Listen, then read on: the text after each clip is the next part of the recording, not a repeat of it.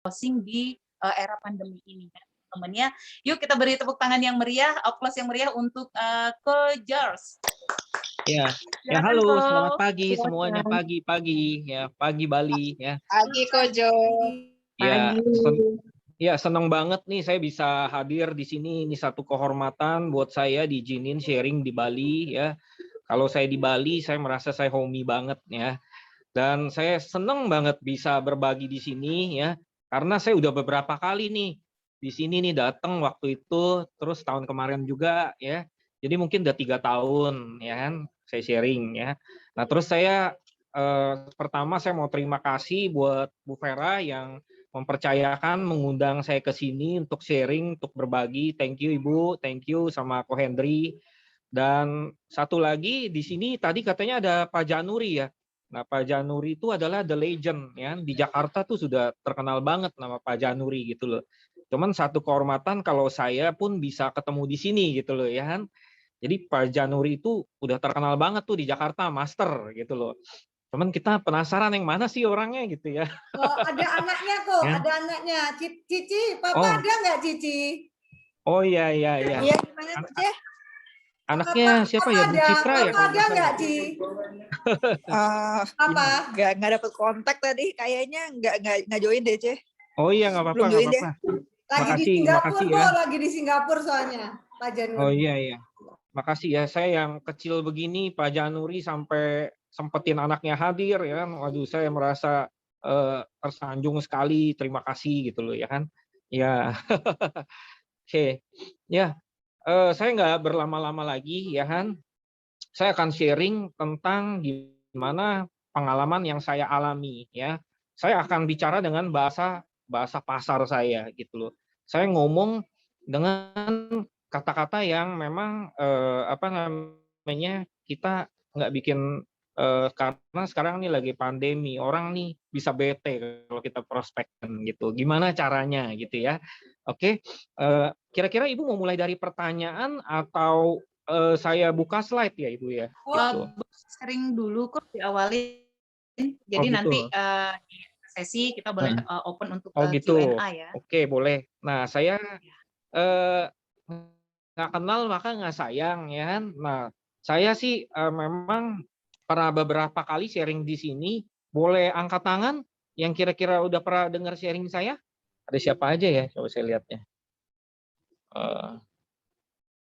Oh, agent saya juga udah masuk nih. Thank you. Saya yang udah masuk juga, thank you buat waktunya ya. Salma ya. Jadi kalau yang udah pada dengar sharing saya nggak cerita telling apa namanya true story lagi ya. Saya nanti akan masuk gimana caranya di masa pandemik ini kita bisa tetap melayani orang, membantu orang, bisa tetap jualan, bisa tetap urus klaim. Nah, saya akan masuk ke sana paling gitu. Tapi kalau yang belum pernah dengar sharing saya, mungkin nanti saya akan sekilas cerita sedikit ya, background saya. Ada yang mau dengar background saya atau langsung ke ini nih, apa namanya, pandemi ini gimana cara jualannya gitu. Teman-teman nyamannya yang gimana gitu ya? Kalau saya langsung aja kok nggak apa-apa kok. Langsung ini programnya kok. Jadi nanti biar tanya-tanya. Oke. Teman-teman sudah lihat itu sandepan Koko ya. Iya. Oh iya, thank you. Oke. Nah, kalau gitu saya boleh minta dibuka slide saya itu, Bu. Tadi saya ada kirimin juga. Nah, ya, cara jualan. Nah, ini cara jualan saya di masa pandemi itu simple-simple aja. Saya bahasanya nggak berat-berat juga ya. Boleh dilanjut yang pertama. Nah, kalau sekarang ini kita jualan itu, ini paling efektif nomor satu adalah branding. Branding tuh bisa di IG, bisa di Facebook, ya, atau bisa di WhatsApp Story, dimanapun, ya. Tapi nomor satu kita tuh harus yang namanya branding, ya. Karena di masa pandemi ini sebenarnya, ya, itu adalah di mana orang harus apa namanya, dia harus ikut sama perkembangan zaman, ya. kalau dia nggak branding itu rugi banget. Ternyata di masa pandemi ini ya, orang kan dulu mau prospek paling 1-2 orang ya, mau ketemu susah. Sekarang kalau di sosmed kalau kita branding, nah orang tuh bisa kenal tuh ya, bisa tahu kita ya. Mungkin yang kenal tuh mungkin udah banyak ya kan. Kalau nggak salah di sini ada Hendrik Gunawan ya, datang ya. Dia masuk ya, Bu ya? Ah, ada Hendrik.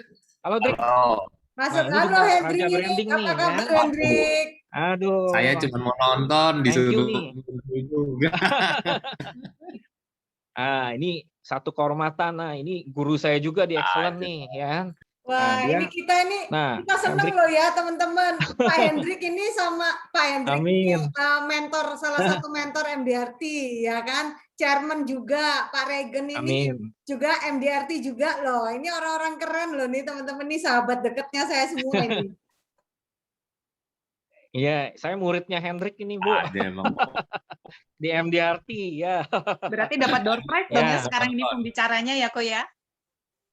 ya amin ya. Ini Hendrik juga dengar-dengar di Bali juga sih sama Oh ya. ya?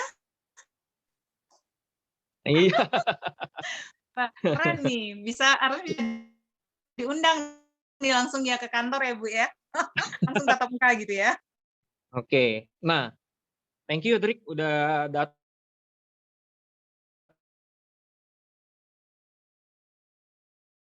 juga ke sini ya. Thank you ya, satu kehormatan. Oke. Nah, tadi balik lagi di mana kita harus mulai yang namanya branding ya. Itu penting banget. Sekarang kalau kita tadi mana ya? Itu slide saya ya. Oh ya sini. Oke. Nah, kalau kita branding itu orang tuh bisa kenal kita mungkin 10 orang ya, bahkan 100 sampai 1000 orang gitu loh. Nah, itulah kita branding. Nah, terus yang kedua,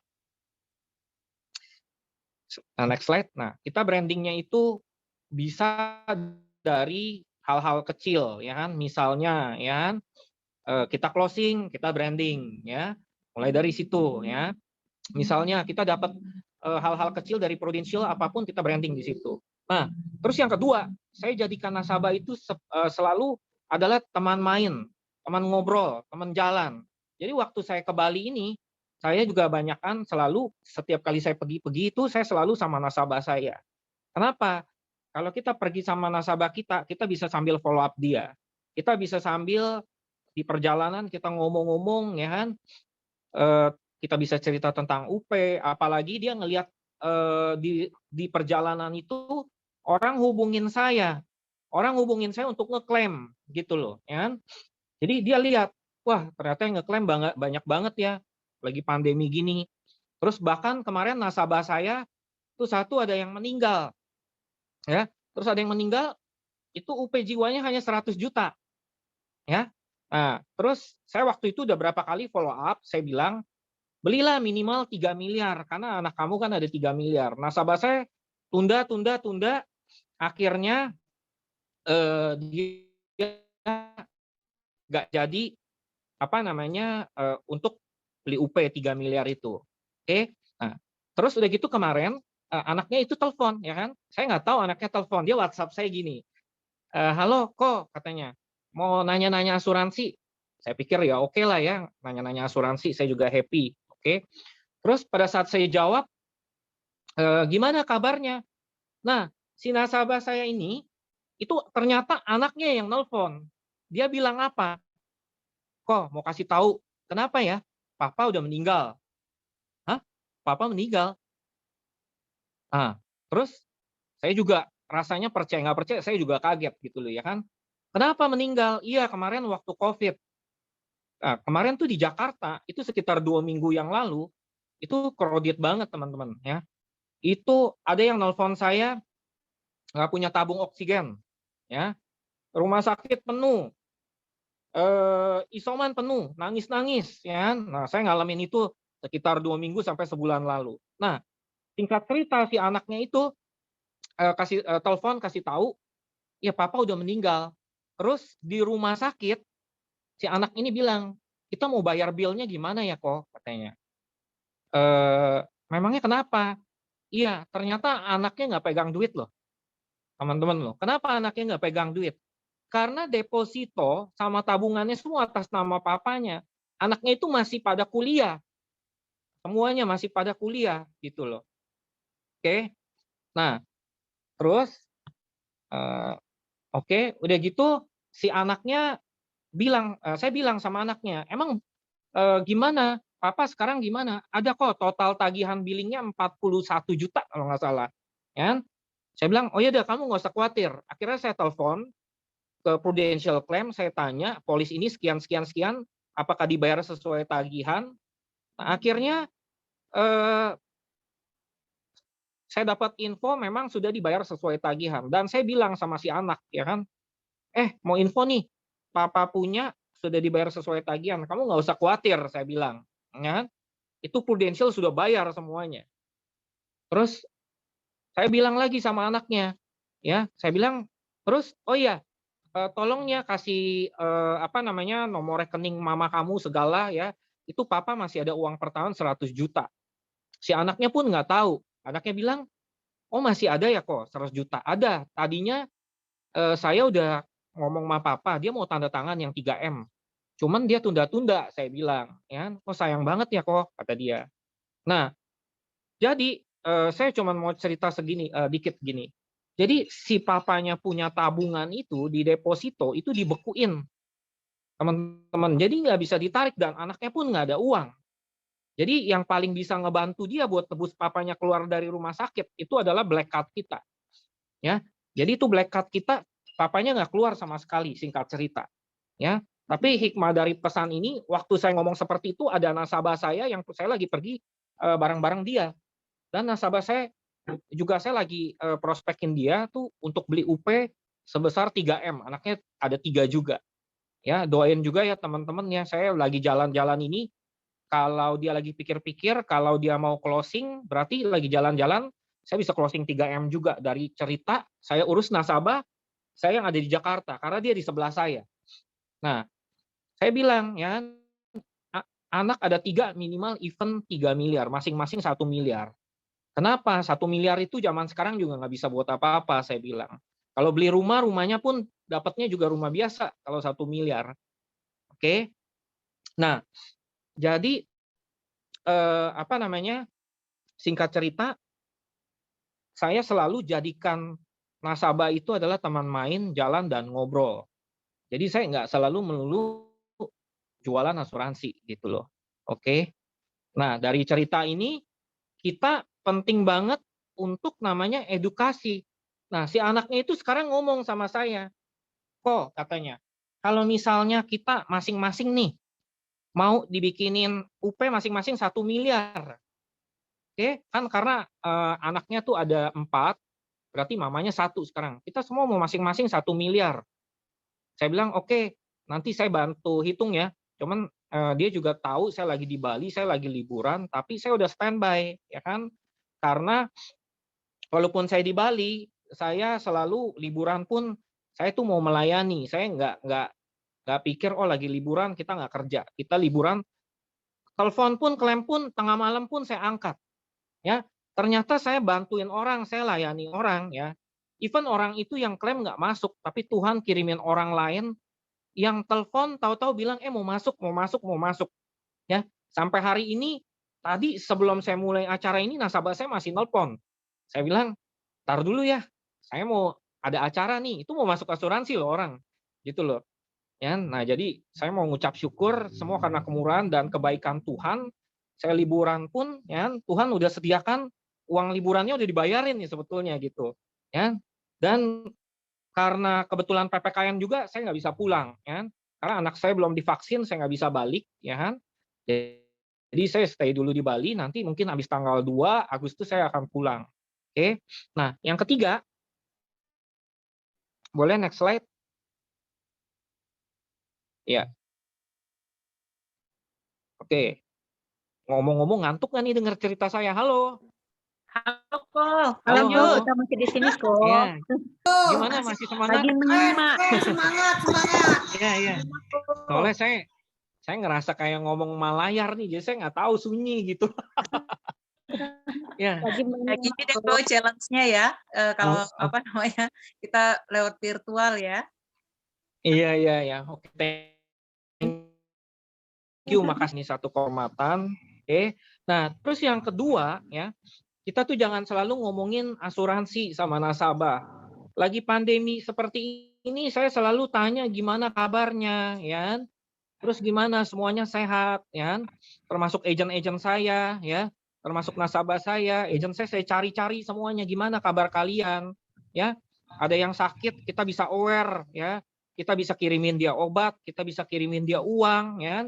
Kita nggak selalu ngomong omset tuh bagaimana, ya. Jadi kalau bisnis prudensial ini, ya, jujur loh ya, saya sama Bu Vera itu saya juga bukan directnya, ya. Tapi saya ngerasa Bu Vera itu sangat care, terutama saya temennya aja dia care, gimana agentnya gitu loh. Saya aja merasa beruntung menjadi temannya Bu Vera gitu loh ya. Dia begitu care ya. Jadi ini yang namanya bisnis kita adalah bisnis keluarga gitu loh ya. Jadi bukan hanya bicara masalah asuransi atau uang, tapi gimana kita bisa bantu orang. Ya, kita bisa bantu orang di sekitar kita dulu gitu loh. Ya. Jadi saya sama agent saya tidak pernah ngomong yang namanya omset atau apapun. Saya selalu menanya gimana kabar dia. Waktu pandemi itu agent saya beberapa tuh kena corona ya.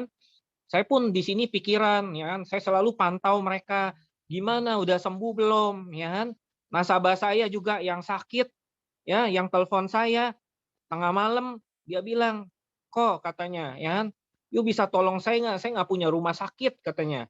Ya, rumah sakit pun nggak mau terima saya.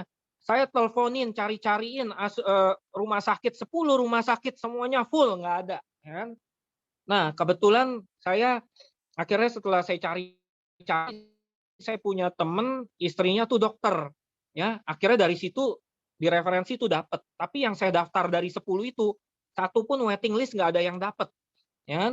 Nasabah saya sampai udah ngomong ya, "Kalau saya ada salah saya mohon maaf ya," katanya ya kan, kata-kata saya, "Nih kalau saya lewat atau gimana ya kan, saya udah nggak tahan." Saya bilang, "Udah jangan ngomong macam-macam," saya bilang, "kok ya kan, sebentar juga sembuh kok, nggak ada masalah ya kan, tenang aja," saya bilang, "rumah sakit pasti dapat. Walaupun nggak dapat rumah sakit, isoman juga pada sembuh kok ya kan. Jadi jangan dibawa stres, dia juga udah stres," gitu ya. Nah jadi saya ngalamin waktu 2 minggu sampai 1 bulan yang lalu seperti itu, situasinya sangat crowded di Jakarta ya kan. Itu dari nasabah saya, belum dari agent saya, belum dari leader saya. Leader saya sendiri pun ya, dia tuh kena Covid ya sampai dia udah sesak napas ya. Sampai dia pun udah kayak nggak sadarin diri gitu loh ya kan. Dia udah nggak bisa napas gitu ya kan. Biasanya gini loh ya, ya ini saya bisa ke Bali ya, saya mau terima kasih juga sama Tuhan ya, saya bisa ke Bali. Kenapa ya? Jadi gini, sebelum saya ke Bali itu ya, teman-teman ya, jadi ada satu nasabah saya ngajak saya ketemu, dia mau masuk asuransi 4 polis, ya kan. Terus saya bilang, "Saya nggak bisa, saya mau ke Bali," saya bilang. Terus dia bilang, "Sombong banget, masa mau ke Bali nggak mau ketemu saya?" Dia bilang. "Bukannya nggak mau ketemu, nanti kita ngobrol lagi ya, habis saya pulang dari Bali ya, 1 minggu," saya bilang. Terus dia bilang, "Oke, saya tungguin." Itu yang pertama, ya. Terus yang kedua, eh, ada agent saya juga ngajak saya ketemu, ya. Saya bilang, "Saya mau ke Bali, saya nggak bisa," gitu loh, ya kan. Nah, ternyata dia juga akhirnya ada yang kena di keluarganya, tapi bukan dia, gitu loh, ya. Terus yang ketiga, leader saya itu biasanya dia suka datang ke rumah saya, ketok-ketok, tok tok tok, dia langsung masuk. Nah, coba kalau kemarin saya nggak ke Bali, ya, apa yang terjadi? Pasti saya prospek ketemu 4 nasabah yang mau masuk sama saya 4, ya. Terus udah gitu saya ketemu sama agent saya meeting ya. Nah itu keluarganya juga ada yang kena Covid ya. Terus yang ketiga ya, itu leader saya suka ketok-ketok tahu-tahu masuk. Dan leader saya itu gejalanya yang paling parah. Nah, itu singkat cerita saya ini ada di Bali seperti itu ya. Nah, jadi waktu saya kemarin itu, wah itu benar-benar deh teman-teman. Makanya teman-teman tuh yang ada di Bali ya kan, memang mungkin sekarang lagi sepi ya kan. Tapi teman-teman bersyukur kalau diberi kesehatan sama Tuhan ya kan. Karena sekarang kesehatan itu paling berharga. Karena sekarang uang itu tidak ada, uang itu nggak bisa nyelamatin kita, ya. Terus udah gitu gini, saya kan follow up orang, ya. Mereka bilang gini, buat apa punya asuransi, buat apa punya prudential katanya. Rumah sakit penuh, isoman penuh, ya. Itu semuanya nggak bisa dipakai, kata mereka. Nasabah saya telepon, mas saya marah-marah waktu malam itu. Saya bilang gini sama nasabah saya ngerti, ya. Memang sekarang nggak dapat kamar, tapi kalau sampai you dapat kamar, you punya duit nggak buat bayar, saya bilang. Ya kan? Nah, nasabah saya di situ mikir, ya. Calon prospekan saya saat itu juga mikir, yang jawab-jawabin saya seperti itu. Saya bilang, emang sekarang nggak dapat kamar, tapi kalau sampai dapat kamar tagihannya 200 juta, udah sedian belum uangnya, saya bilang. Oke? Nah, di situ nasabah-nasabah saya mikir, ya. Dan mereka bilang, kamu sebagai agent bisa bantu apa? Ya kan? Saya bilang, kita sebagai agent, kita bisa bantu untuk namanya urus klaimnya, ya kan? Dan kalau bukan nasabah kita pun kita bantuin. Nah, jadi seperti itu, kita edukasi, ya, bukan jualan di masa pandemik, ya. Oke, next slide yang keempat. Oke. Nah, jadi saya selalu bicara sama agent-agent saya, ya, sama nasabah-nasabah saya, ya kan. Nih Pak, lagi ada campaign, apalagi sekarang Prudential lagi ada paket isoman. Bapak mau nggak cepet diproses Pak kartu hitamnya? Kenapa? Ya kan? Pak, kartu hitam ini sekarang ada paket isoman. Terkena COVID, nggak usah rawat inap, bisa rawat jalan. Tinggal bawa kartu aja. Tapi Bapak ingat, saya bilang, Ibu harus ingat, setelah polis ini aktif, ya, Bapak ini masa tunggunya adalah 1 bulan. Sekarang proses sekarang aja pun 1 bulan, loh, saya bilang. Ya, dan Prudential masih buka paket isoman ini sampai dengan September. Jadi kalau masuk sekarang pun masih ada kesempatan. Karena apa? Masa tunggu sebulan juga masih bisa buat jaga-jaga. Ya, kalau mereka bilang mahal, sekarang nggak punya kerjaan, ya, sekarang mau keluarin uang. Saya bilang ya nggak apa-apa sih. Bapak kalau memang merasa mahal, ya udah kalau memang udah siapin uang 200 juta minimal, nggak apa-apa, nggak usah beli Prudential. Ya, toh dengan membayar 1 juta premi udah jagain kamu 15 miliar loh, ya. Nah, di masa pandemi ini kita nggak mau yang namanya jualan. Saya cuman sebagai teman, saya sebagai agent, saya cuman mau edukasi. Sorry ya, saya nggak jualan, seperti itu. Jadi saya follow up mereka seperti itu. Awal-awalnya mungkin kita panggil, ngomong-ngomong mereka ada yang bete. Tuh asuransi tuh katanya, nggak dapat kamar. Saya bilang, iya betul nggak dapat kamar. Tapi sekali yang dapat kamar tuh kayak atasan saya udah habis 240 juta loh sebulan. Udah siap belum? Kasih dia lihat buktinya kayak gitu. Nah, di masa pandemi ini saya jadiin itu senjata. Saya jadiin itu satu bukti-bukti yang saya memang cerita, memang saya nggak ngada-ngada, saya nggak bohong-bohong, memang saya alami. Gitu loh. Ya, memang saya alami. Jadi saya dari ini semua saya cerita ke nasabah saya yang tadinya belum mau closing, mereka bilang, "Ya udah deh coba bikinin dulu, masukin dulu 1M." Ya kan? Malah ada yang bilang bikinin dulu 3M, ya kan? Tapi dia bilang, "Tapi toko sepi loh." Saya bilang, "Ya udah jangan maksa deh, 2 dulu atau 1 dulu," ya kan? Nah, ya udah seperti itu. Jadi niat saya adalah bukan mau menjual. Niat saya adalah cuman mau bantuin mereka, cuman mau edukasi. Tapi mereka yang bilang, "Kita mau masuk gimana caranya? Kita mau masuk gimana?" Ternyata kita bantuin orang, Tuhan kirimin orang lain, ya. Walaupun bukan dia yang mau masuk sama kita, karena kita niatnya tulus, ya Tuhan kirimin orang lain yang mau masuk sama kita. Oke, next slide yang kelima. Nah, di masa pandemi kita harus aware sama nasabah, ya. Kita lihat sikon momentumnya. Karena kenapa? Ini sebetulnya adalah momentum emas, di mana mereka tuh dapat duit tuh susah. Ya mereka nggak punya kerjaan. Mereka tuh banyak yang dipecat, ya, yang di PHK, ya. Tapi ingat, kita mau rekrut orang, kita mau merekrut mereka bukan karena saya dapat keuntungan loh. Tapi di mana saya ngerasa saya bisa bantu apa. Nah, di situ malah kita punya niat kayak gitu, malah Tuhan tuh turun tangan bantu kita gitu loh, ya. Dan puji syukur ya di masa pandemik ini juga saya ada satu leader saya, ya, dia juga balik sama saya yang dulu pernah sempat di insurance lain dia balik ke saya ya, karena saya nggak adalah objek yang menguntungkan buat saya. Saya selalu berpikir itu agen-agen di bawah saya punya tanggung jawab untuk melayani mereka supaya mereka bisa sukses, berhasil di bisnis prudensial. Kenapa? Mereka punya anak, ya, mereka punya orang tua, ya, mereka punya tanggung jawab yang besar yang selama ini nggak cukup di tempat bisnisnya atau di mana. Makanya saya punya beban dan moral adalah saya mau melihat mereka sukses gitu loh. Apalagi agent-agent yang sudah ikut saya lama, ya kan. Saya juga punya beban moral. Saya lihat mereka gimana saya bisa bantu mereka dengan sepenuh hati saya. Gitu. Saya selalu berpikir nasabah dan agent-agent saya nggak pernah pilih-pilih mereka gitu loh. Ya, next slide. Oke. Nah, sampai di sini kita jeda dulu ya. Gimana Ibu? Ada pertanyaan? Halo semua. Oke teman-teman, sebelum Ko George melanjutkan cara rekrut milenial, jika ada teman-teman yang mau bertanya, boleh tuh cara sellingnya tadi ya, Ko ya, keren banget ya. Thank you ya. Ngantuk nggak sih? Saya ngerasa ngomong sendiri soalnya. Santai aja kok. Kalau Ya. haus boleh minum dulu gitu ya. Iya. Gimana? Ini teman-teman aku nggak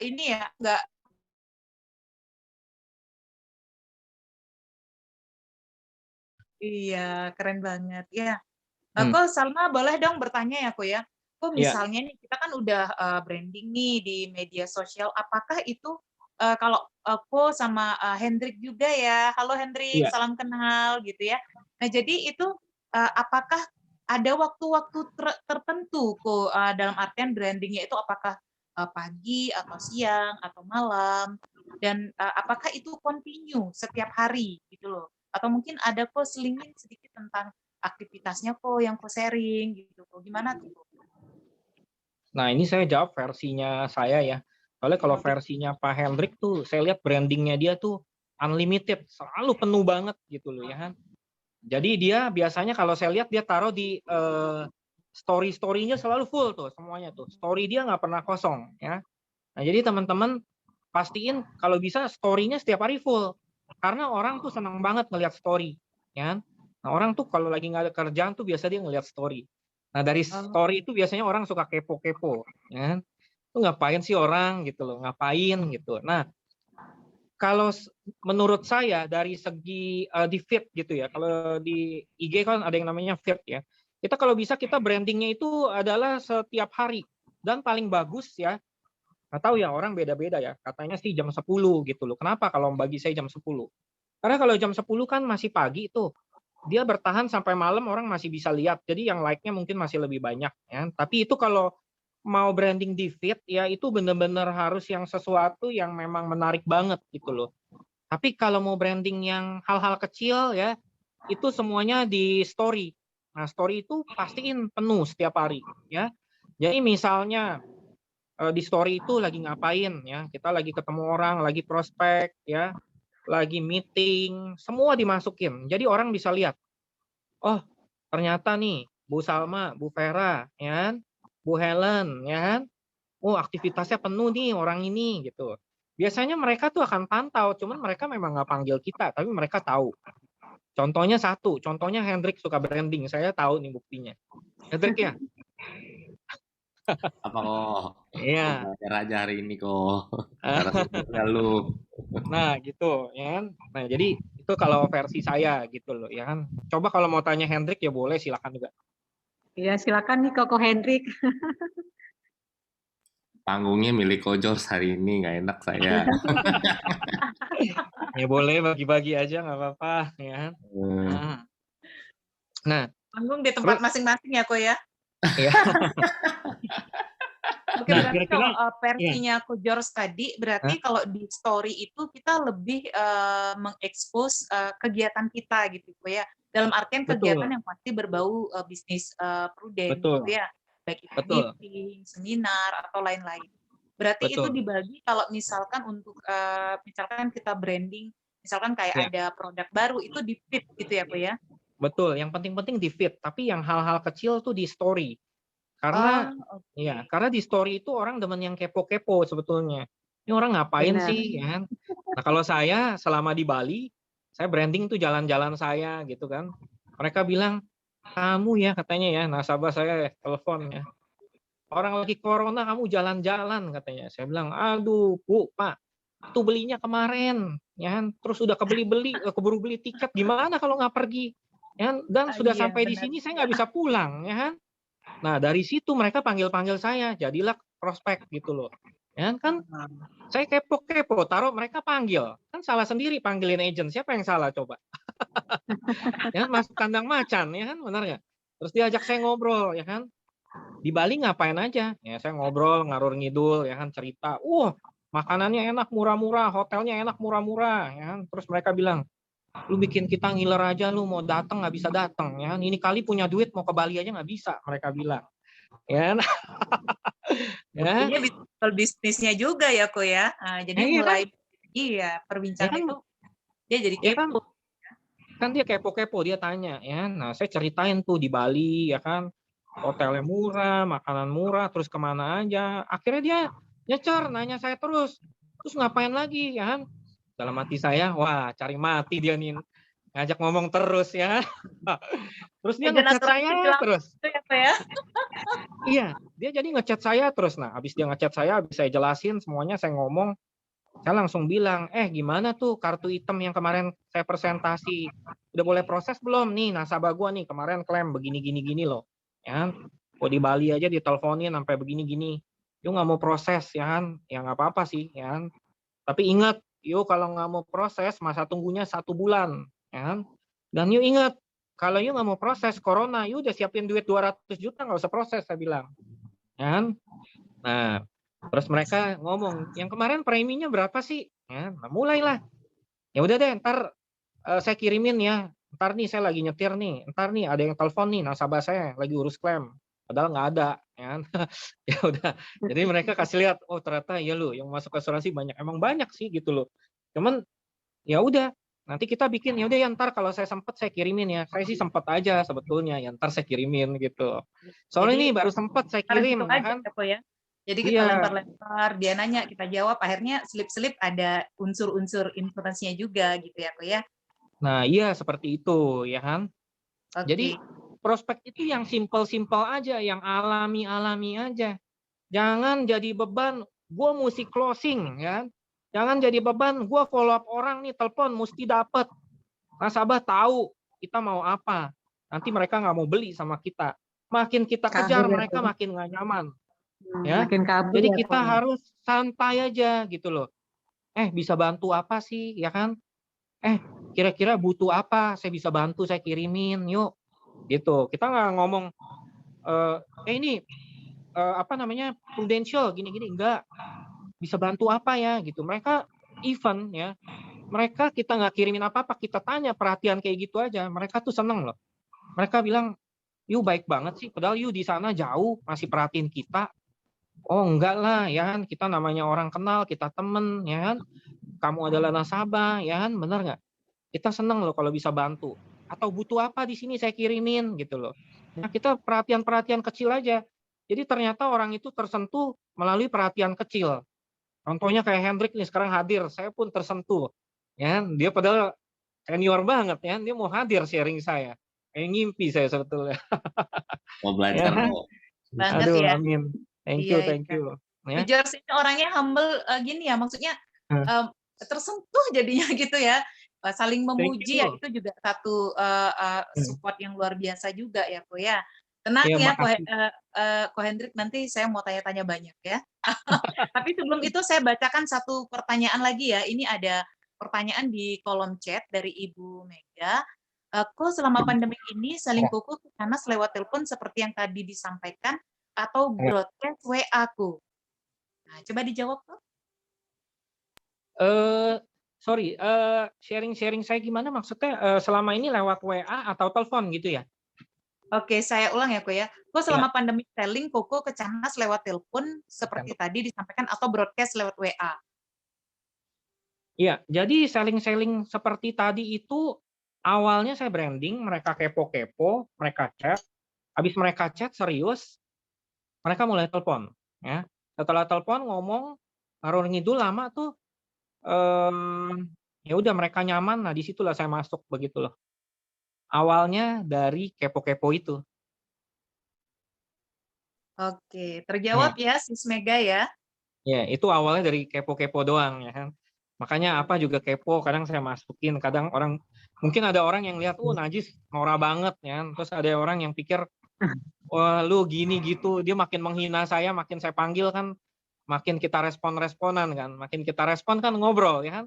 Lebih bagus dia hina saya. Oh iya, benar juga ya Ko ya. Ko Jos ini pinter dalam handling objection. Nah, ayo teman-teman, handlingnya dikeluarin. Pinter nih Ko Jos nih. Saya kemarin tanya, saya punya nasabah orang kaya tapi nggak punya anak. Nah, itu apa yang harus saya lakukan? Dikasih jalan sama Ko Jos, teman-teman. Nah, ya. Saya aja belajar sama ibu. Wah, keren banget. Nah, teman-teman kalau ada nih dari tim DP7, BW1 atau dari tim DP4 Prokarisma, mungkin ada yang ini ya, maksudnya selama ini ada case yang saya mau nanya, Ko. handling yang nggak dijawab ya. Iya, mau nanya ya. Jenderal yang mau nanya, saya gemeter nih. Iya, saya tuh penasaran ya, Ko ya. Koko tuh kan di Bali, maksudnya ya kerjanya semuanya itu kan di Jakarta, nasabah juga di Jakarta, agent apa semuanya lah bisnisnya Jakarta. Tapi di Bali itu selama hampir mau sebulan lebih ya, itu Koko kok bisa closing gitu ya. Nah, apa sih yang membuat Koko tuh bisa tetap eksis seperti itu, ya kan? Apakah Koko juga nggak pernah mengalami kayak kita ini juga ditolak, juga di PHP, juga nggak direspon gitu kan? Nah itu gimana cara Koko ngatasin ya? Thank you Ibu, pertanyaannya bagus banget ya. Kalau saya ditolak di PHP itu udah tiap hari ya.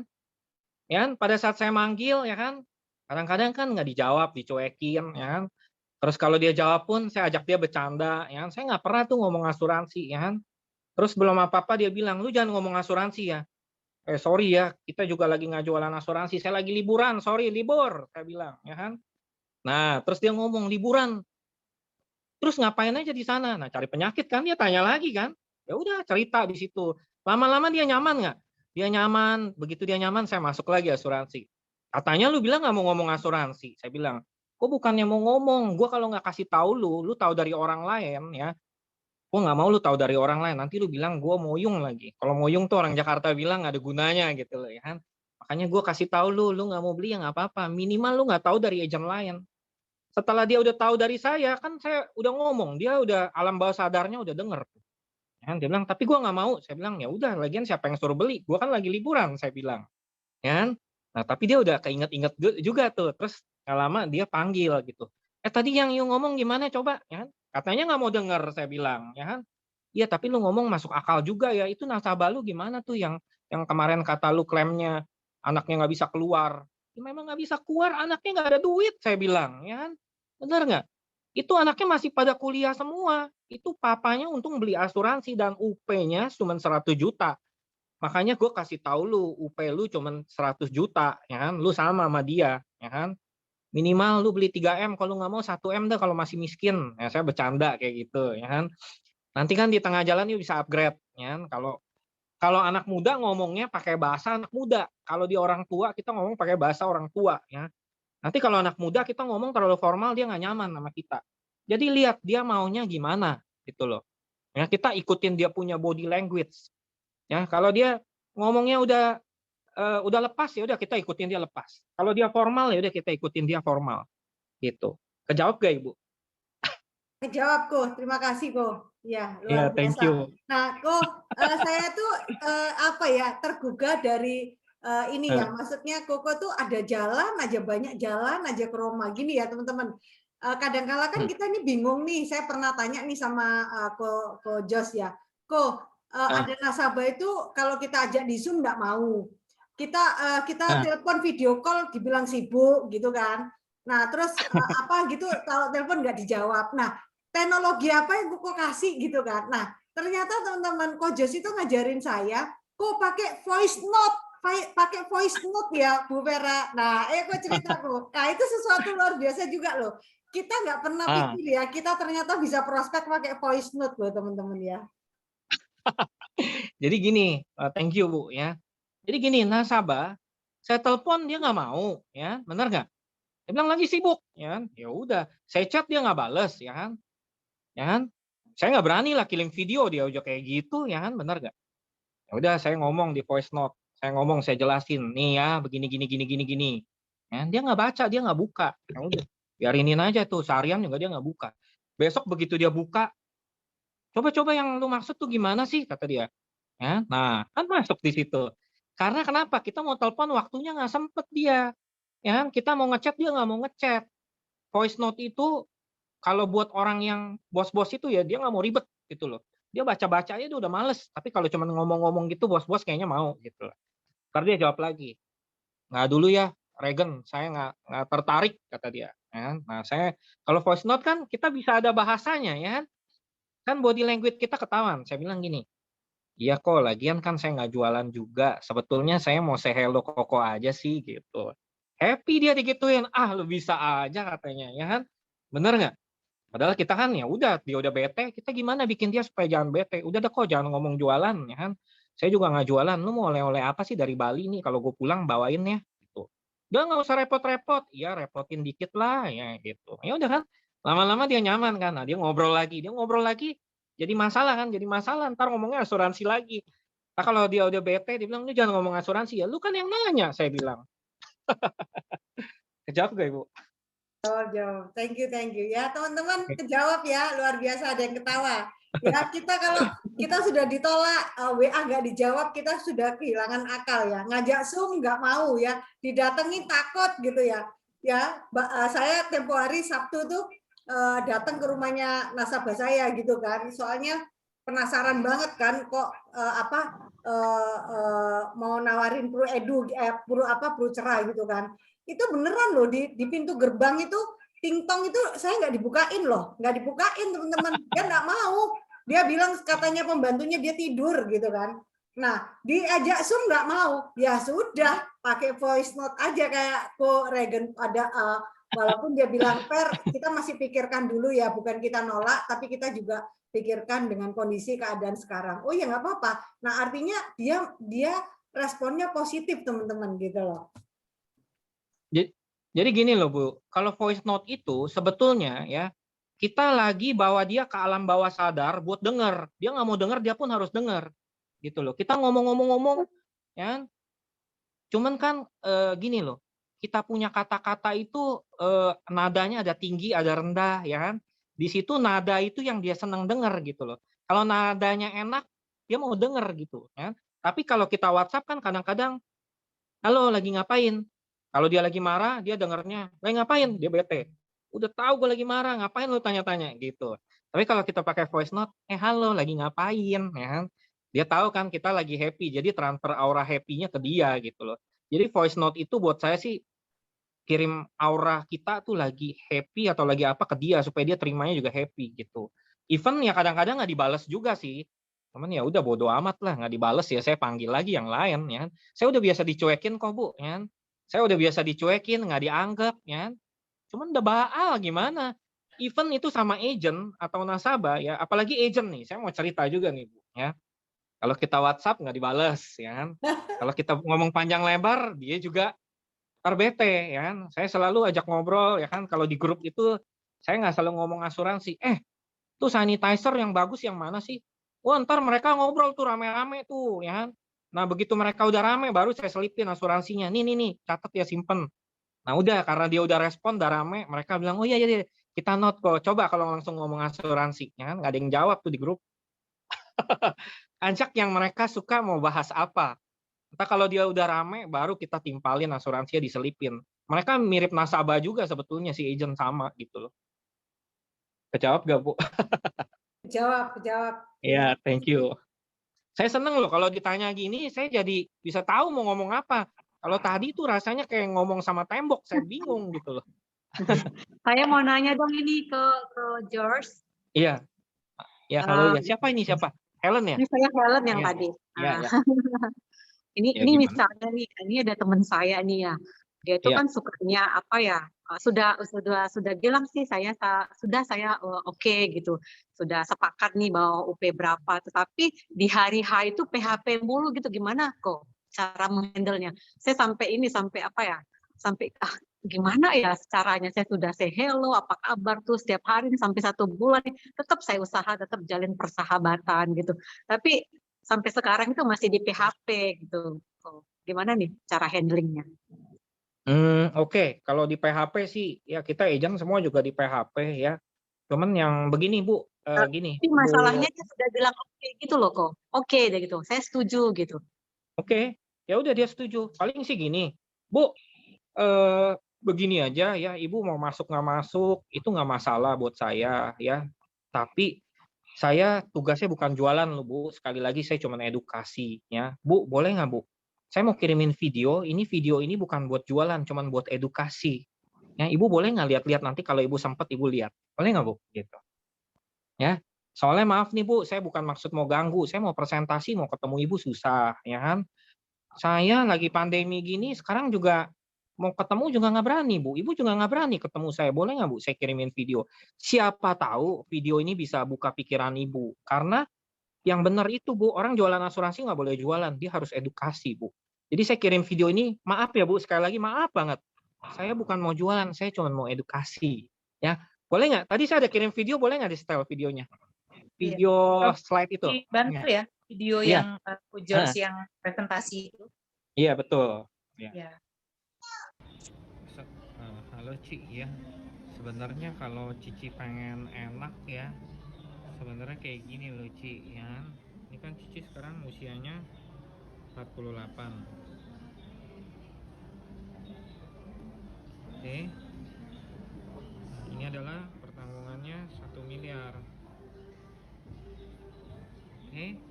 Nah, modal Cici di sini adalah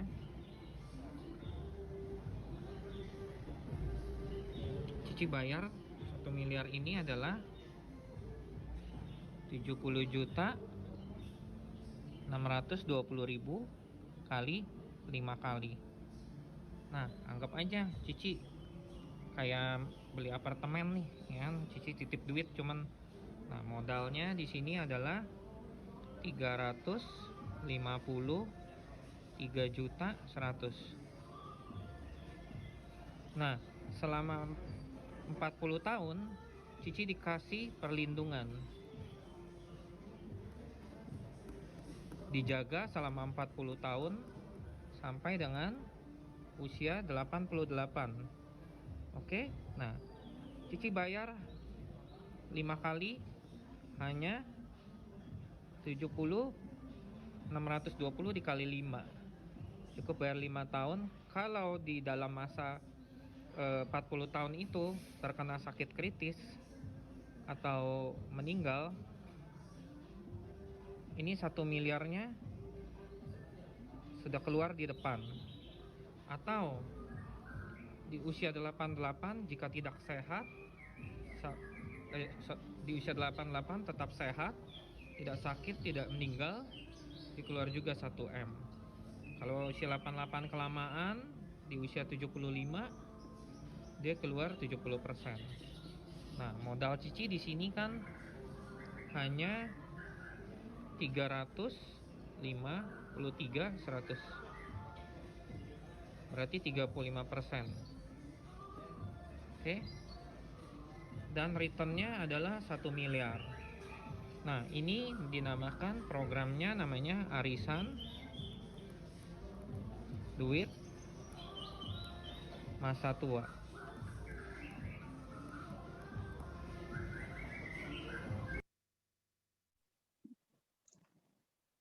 Wow. Ya. Arisan Gimana? itu ya. Arisan duit masa tua ya. Ya udah, jadi kalau kita bingung mau ngomong apa sama dia, kita rekam aja udah kirim ke dia. Tapi sebelumnya kita minta izin kayak tadi. Boleh ya Bu, saya kirim. Tapi maaf ya Bu, saya bukan mau jualan, saya cuma mau edukasi. Karena kita di asuransi nggak boleh jualan yang benar. Yang benar adalah kita edukasi, kita bantu orang. Ya, makanya banyak tuh Bu orang di luar sana pada bete sama agent. Kenapa? Ya, dia mau jualan terus. Kok saya nggak mau Bu. Ibu mau beli sama orang lain silahkan. Yang penting Ibu ngerti programnya, tahu dari saya. Ibu nyaman beli sama siapa aja, Ibu silahkan beli. Tapi bagi saya rezeki itu Tuhan yang kasih. Ibu mau beli sama saya silahkan, enggak sama yang ibu nyaman silahkan. Ya udah, nothing tulus, dia nggak mau ya udah cari yang lain. Ngapain kita stres ya kan? Orang rezeki kita Tuhan yang kasih, kok kita stres sama satu orang. Akhirnya kita nggak jalan lagi di asuransi, bete, baper. Waduh, asuransi itu susah ya kan? Ya lagian ngarapin satu orang terus masuk, ya gak? Saya juga mau nyembah, ya gak? Satu orang masuk, saya follow up orang, berapa orang juga nggak langsung masuk. Tapi ingat, begitu satu orang masuk di asuransi, ya kan? Gila, itu agent saya ada loh, dapat satu nasabah, ya, dia closingnya cuma satu, dia bilang gila ya, cuma closing satu aja duitnya nggak habis-habis katanya. Nah itu dia, itu artinya apa? Artinya itu bonus, ya, itu bonus dari Tuhan. Kita udah ngedukasi orang, ya kan? Kita nggak ngarepin keuntungan, ya kan? Karena kalau namanya untung, kita dagang apa aja itu pasti untung. Tapi niat kita dulu, hati kita dulu. Kalau hati kita datang kepada orang, kita mau closingin dia, nasabah tahu. Tapi kalau hati kita datang kepada nasabah, kita mau tolong dia, mau layani dia, nasabah juga akan tahu. Jadi kuncinya di dalam hati kita, closing apa enggak itu, ya, itu di dalam hati kita. Kalau hati kita udah pikirnya, wah ini duit gede, wah ini big cash, wah ini apa, itu nggak closing. Saya selalu ketemu big cash, saya ketemu nasabah apapun, saya nggak pernah pikir, wah ini pasti akan closing. Saya cuma pikir, kayaknya masih lama dah, closing lama gitu loh. Nggak taunya closing, ya kan? Nggak taunya udah closing loh gitu loh. Karena saya pikir gini, ya ketemu bang ngobrol, ya kan? Ya udah, nothing tulus, closingnya mah masih lama, ya kan? Saya enjoy gitu loh. Terus tahu-tahu dia bilang gini, Regen, proses saja. Saya bilang, beneran udah mau masuk? Cepet amat, nggak salah. Aneh ya lo, agent geblek katanya. Orang mau masuk lu tanya begitu. Orang bekejar-kejarin gua suruh masuk. Orang gua mau masuk sama lu tanya, ya kan? Udah mau masuk? Ya iyalah, sekarang mau kapan lagi katanya. Karena kenapa? Karena saya ngarepin dia masuk, malah orangnya mau masuk gitu loh. Ya, jawab gak? Nah itu yang pertama. Terus kedua, kalau dari segi agent ya sama juga, kan? Kita ngepusin dia suruh jualan, dia pasti nggak mau jalan. Kita cuman selalu perhatiin dia aja. Nih ya, jualan tuh kayak gini loh, gunanya buat apa?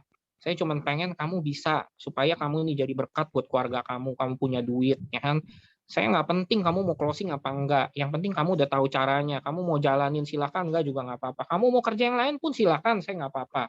Ya kan? Saya nggak bilang Prudential paling bagus, ya kan? Tapi kerjaan ini kita bisa ngebantu orang banyak dan duitnya juga, kalau kita dapat duitnya lumayan dan banyak juga, kita bisa jadi berkat buat orang. Saya nggak bilang kerjaan ini yang paling bagus. Di luar sana banyak kerjaan yang lebih bagus, ya kan? Benar nggak? Jadi bukannya Prudential paling bagus, tapi kalau kerjaan yang kita punya waktu banyak buat keluarga sama Tuhan, ini sih tempatnya saya bilang. Saya nggak tahu kalau yang lain, kalau event banyak duit atau gimana. Kenapa? Saya cerita lagi. Dulu saya punya toko, punya income, ya kan? Zaman dulu 20 juta saya mungkin udah dapat tuh di Mangga 2. Saya bilang saya nggak usah jalan Prudential, saya juga bisa dapat uang itu, saya bilang. Tapi yuk tahu nggak, saya bilang, saya nggak punya waktu buat Tuhan, saya bilang. Kenapa? Minggu tuh rame, saya tinggalin acak-acakan tuh omset. Saya terus doa, saya bilang, Tuhan ada nggak kerjaan yang lebih baik, bukan yang nggak bagus ya kerjaan saya ini ya. Tapi saya nggak punya waktu. Nah nggak taunya dijawab sama Tuhan, saya dikasih di asuransi ini. Jadi intinya apa? Sebelum di Prudential income saya juga udah 20 juta. Nggak usah di Prudential juga saya udah punya uang. Ya, maksudnya saya udah punya kerjaan gitu loh. Tapi saya nggak punya waktu gitu loh. Tapi kalau di Prudential ya anggaplah saya dapat 20 juta juga deh. Ya, bahkan mungkin lebih malahan di sini gitu loh, ya kan? Tapi saya punya waktu gitu loh. Jadi teman-teman mau jalan di mana, di asuransi atau dimanapun, itu nggak penting buat saya. Tapi yang penting kalau kalian mau, kita sama-sama. Kita di sini keluarga. Ya. Saya tuh senang kalau bisa lihat kamu nih, kita bisa pergi ke Eropa bareng. Ya. Saya senang kalau bisa lihat kamu nih, keluarga kamu nih sejahtera gitu loh. Itu artinya saya jadi berkat. Kenapa? Nanti pada waktu kita dipanggil Tuhan, Tuhan pasti akan nanya, Regen, apa yang kamu udah berdampak selama kamu di dunia? Ya kan? Saya bilang, oh saya punya mobil 3, ya kan? Saya punya bisa beli rumah, bisa jalan-jalan. Itu nggak ada efeknya buat orang banyak, ya kan? Tapi, oh ya Tuhan, ya kan? Saya tuh udah bisa ngebantu, ya kan, keluarganya supaya jadi berkat. Dia juga bisa bantuin orang tuanya atau apa. Nah itu namanya kita dapat poin di surga. Jadi poin saya sih selalu ngerekrut, dan sama agent-agent saya selalu tanam itu, ya. Even mereka mau jalan apa enggak, itu bukan haknya kita, ya kan. Kita nggak ada bagian untuk nge-push mereka untuk jalan, karena itu adalah dirinya mereka dan bagian Tuhan yang bekerja. Itu kalau buat saya sih gitu. Jadi saya dibawa enjoy aja. Mau orang bilang grup lu payah, nggak jalan-jalan amat. Yang penting saya udah berusaha. Misalnya orang bilang, lu jualan cuman gini-gini aja, ya udah saya dibawa enjoy aja. Yang penting saya sudah berusaha yang terbaik. Yang penting saya dapat kerjaan, ya. Selebihnya bonus-bonus itu biar Tuhan yang kirim gitu loh. Yang penting kerjaan apa yang Tuhan kasih sekarang saya kerjain dulu, ya. Nanti gede kecilnya urusan nanti. Itu bonus buat saya. Thank you. Oke, terjawab ya, Tis ya. Sepertinya perbincangannya udah mulai menjurus ke ini ya, ke apa, sistem pengembangan bisnis gitu ya, rekrut gitu ya. Nah, boleh dong kok dilanjutin nih sekarang slide rekrut milenialnya tuh. Ya, oke ya. Saya next slide ya. Oke. Aduh, thank you ya Pak Wayan, thank you. Ya. Ibu Wayan ya, maaf ya. Nah, cara rekrut milenial. Nah, milenial ini adalah orang yang di masa depan ini akan hebat. Tapi cara ngomong sama milenial bahasanya tuh udah beda. Ya. Kita udah nggak bisa pakai cara lama. Milenial ini adalah sesuatu mereka melihat dengan tolak ukur apa yang menjadi logika mereka. Ya, jadi kalau kita ngomong pakai motivasi apa udah nggak kena sih sama milenial gitu loh. Jadi kita bermain dengan logika sama mereka. Oke, next slide. Nah, milenial itu biasanya idealis ya kan. Mereka tuh maunya kerja di kantor-kantor bagus, pakai baju keren, ya kan, jenjang karir gitu loh, ya kan. Mereka nggak punya duit juga nggak apa-apa, yang penting happy. Mereka nggak punya duit juga nggak apa-apa, yang penting keren, ya kan. Mereka nggak punya duit juga nggak apa-apa, yang penting dia nyaman. Itulah milenial. Oke, next slide. Makasih ya Pak Ketut, makasih, thank you, ya. Kasih gambaran ke milenial, gaji start mulai kerja anggap UMR 5 juta. Ya. Anggap saat ini usia bekerja 26 tahun dia setelah dia lulus kuliah. Oke? Kenaikan gaji anggap 10% per tahun. Ya. Anggap 10 tahun dia bekerja, income dia 12 juta. Ya. Awalnya kan dia 5 juta. Ya. Nah, saat itu 10 tahun kemudian gajinya udah 12 juta. Oke? Kita anggap ya kan, dia naik tuh dari 6 ke 12, 10% loh. Kenyataan kenaikan gaji itu nggak ada 10%. Tapi kita ngomong yang bagus saja. Next slide. Pada saat itu usianya 36 tahun, income-nya 12 juta per bulan. Pertanyaan saya cuma satu sama milenial, ya kan? Umur 36, income 12, mau nikah, mau beli rumah, mau kasih orang tua, punya anak. Saat itu 12 juta cukup nggak sih? Saya tanya aja simple sama mereka, ya kan?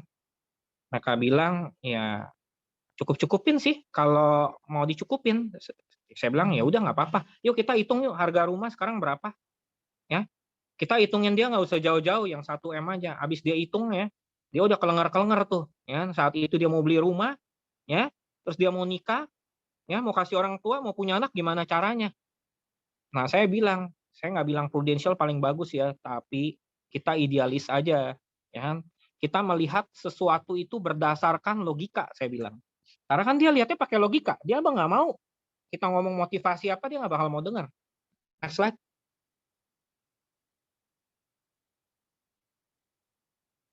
Nah, saya bilang, coba pikirkan ada bisnis yang bisa kasih kamu income 12 juta per bulan dalam waktu 1 tahun.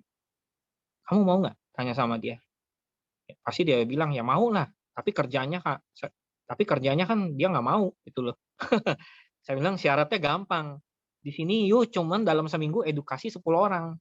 Berarti dalam sehari yuk ngomong sama 2 orang. Itu pun cuma sampai Jumat.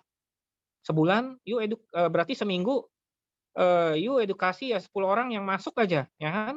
Nggak usah banyak-banyak, 2 sampai 4, ya kan? Nah, kalau dalam sebulan yuk berhasil edukasi 48 orang. Edukasi loh, bukan jualan, saya bilang. Saya nggak bilang jualan lagi, tar otak dia pakai logika dia lagi, dia nggak mau. Next slide.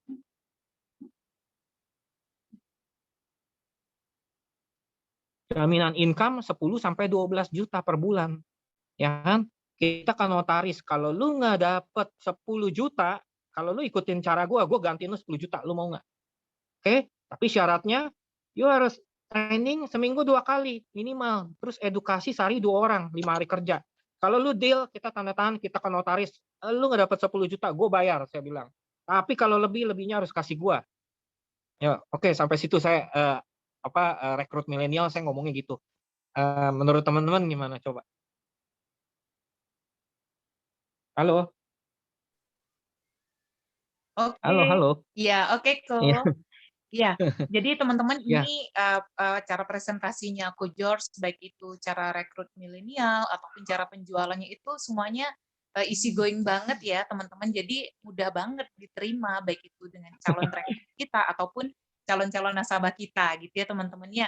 Nah teman-teman, Coach George ini memang benar-benar satu paket rekrut dan juga selling. Nah, jadi teman-teman yuk kita kupas lebih dalam lagi nih dengan kita bertanya tentunya sama Coach George ya. Atau mungkin ada teman-teman yang ada kendala dalam calon rekrutan milenial, boleh nih langsung kita open untuk Q&A ya sama Coach George ya. Ya, thank you. Saya sih juga nggak jago-jago amat rekrut milenial. Cuman saya tahu mereka apapun pakai logika. Jadi kita ngomong sama mereka pun pakai fakta, pakai logika. Jadi kalau mereka ngomong ya kan, kita ngomong pakai motivasi ya kan, kita dianggap kolonial, nanti mereka udah males ngomong sama kita. Itu sih poinnya sih paling. Karena saya kebetulan saya punya beberapa agent juga milenial, dan saya di kantor pun saya senang mainnya sama milenial gitu loh. Karena kenapa? Saya walaupun event 40 ya, tapi ya saya mainnya 20, 30 ya, saya masuk semuanya. 50 ya masuk, 70 ya masuk. Jadi menyesuaikan ya Ko ya. Ya amin, tuh Koko Hendrik bilang 20 katanya. Jadi benar-benar menyesuaikan usia ya Ko ya. Jadi Ya, tapi saya menempatkan lah ya. memang ya, saya memang dari dulu saya tuh seneng nempelin milenial gitu loh. Karena apa ya? Karena saya ngerasa mereka tuh banyak idenya gitu loh ya kan.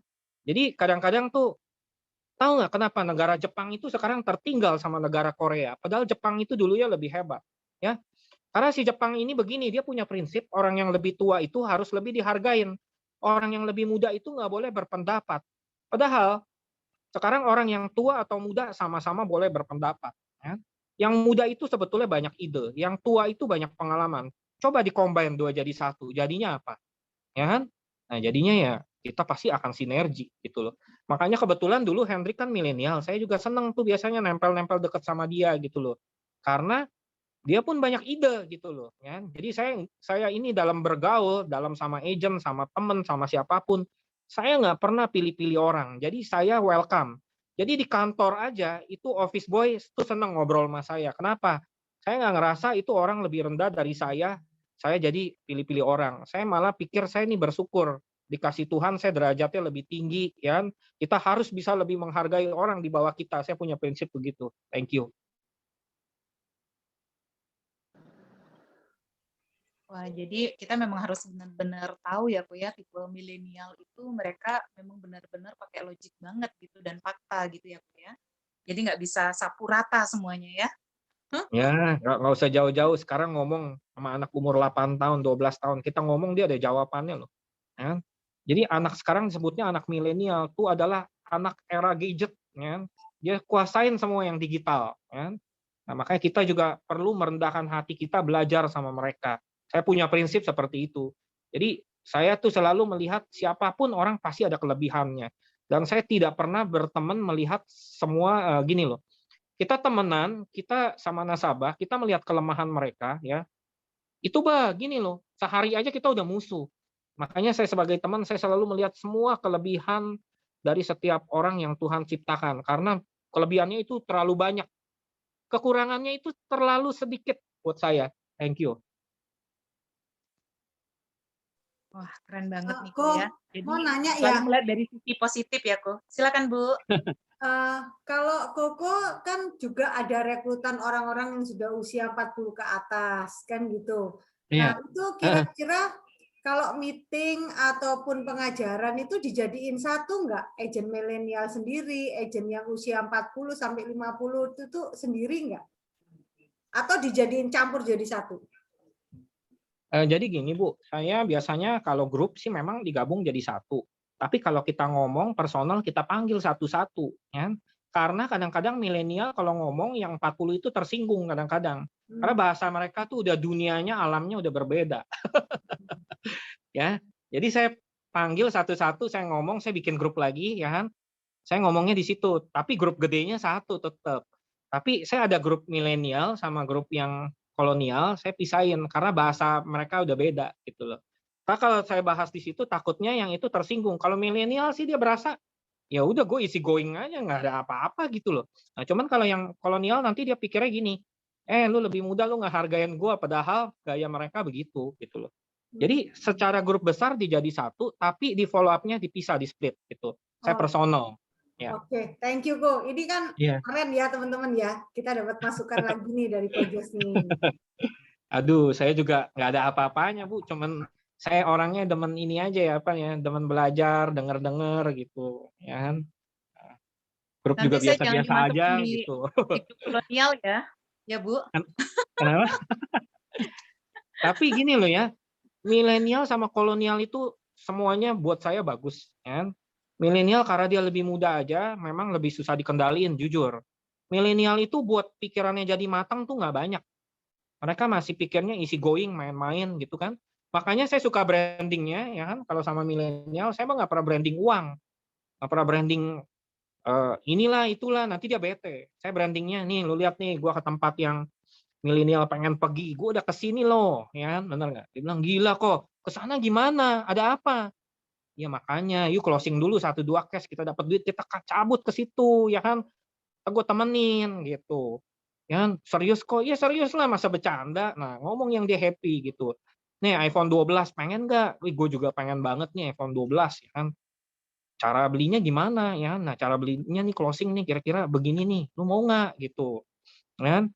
Yuk. Jadi ngomong yang dia suka. Kalau ngomong yang dia udah nggak suka dikasih duit 7 gunung dia pun nggak mau denger gitu loh. Itulah milenial. Tapi kalau yang udah umur 40-an ya kan dia kan pikirnya udah aku mesti pikirin masa depan nih, ya kan. Kita udah nggak bisa ngomong begitu-gituan sama dia bete ntar gadget jalan-jalan dia bilang, mau ngapain buang-buang duit, bahasa alamnya udah berbeda tuh, dunianya udah beda. Pas sama mereka, ya nih, sekarang umurnya usia 40, sisa waktu 10 tahun. Lu mau nggak kita fight 10 tahun ini, supaya apa yang you belum tercapai, kita bisa capai bareng-bareng, ya kan.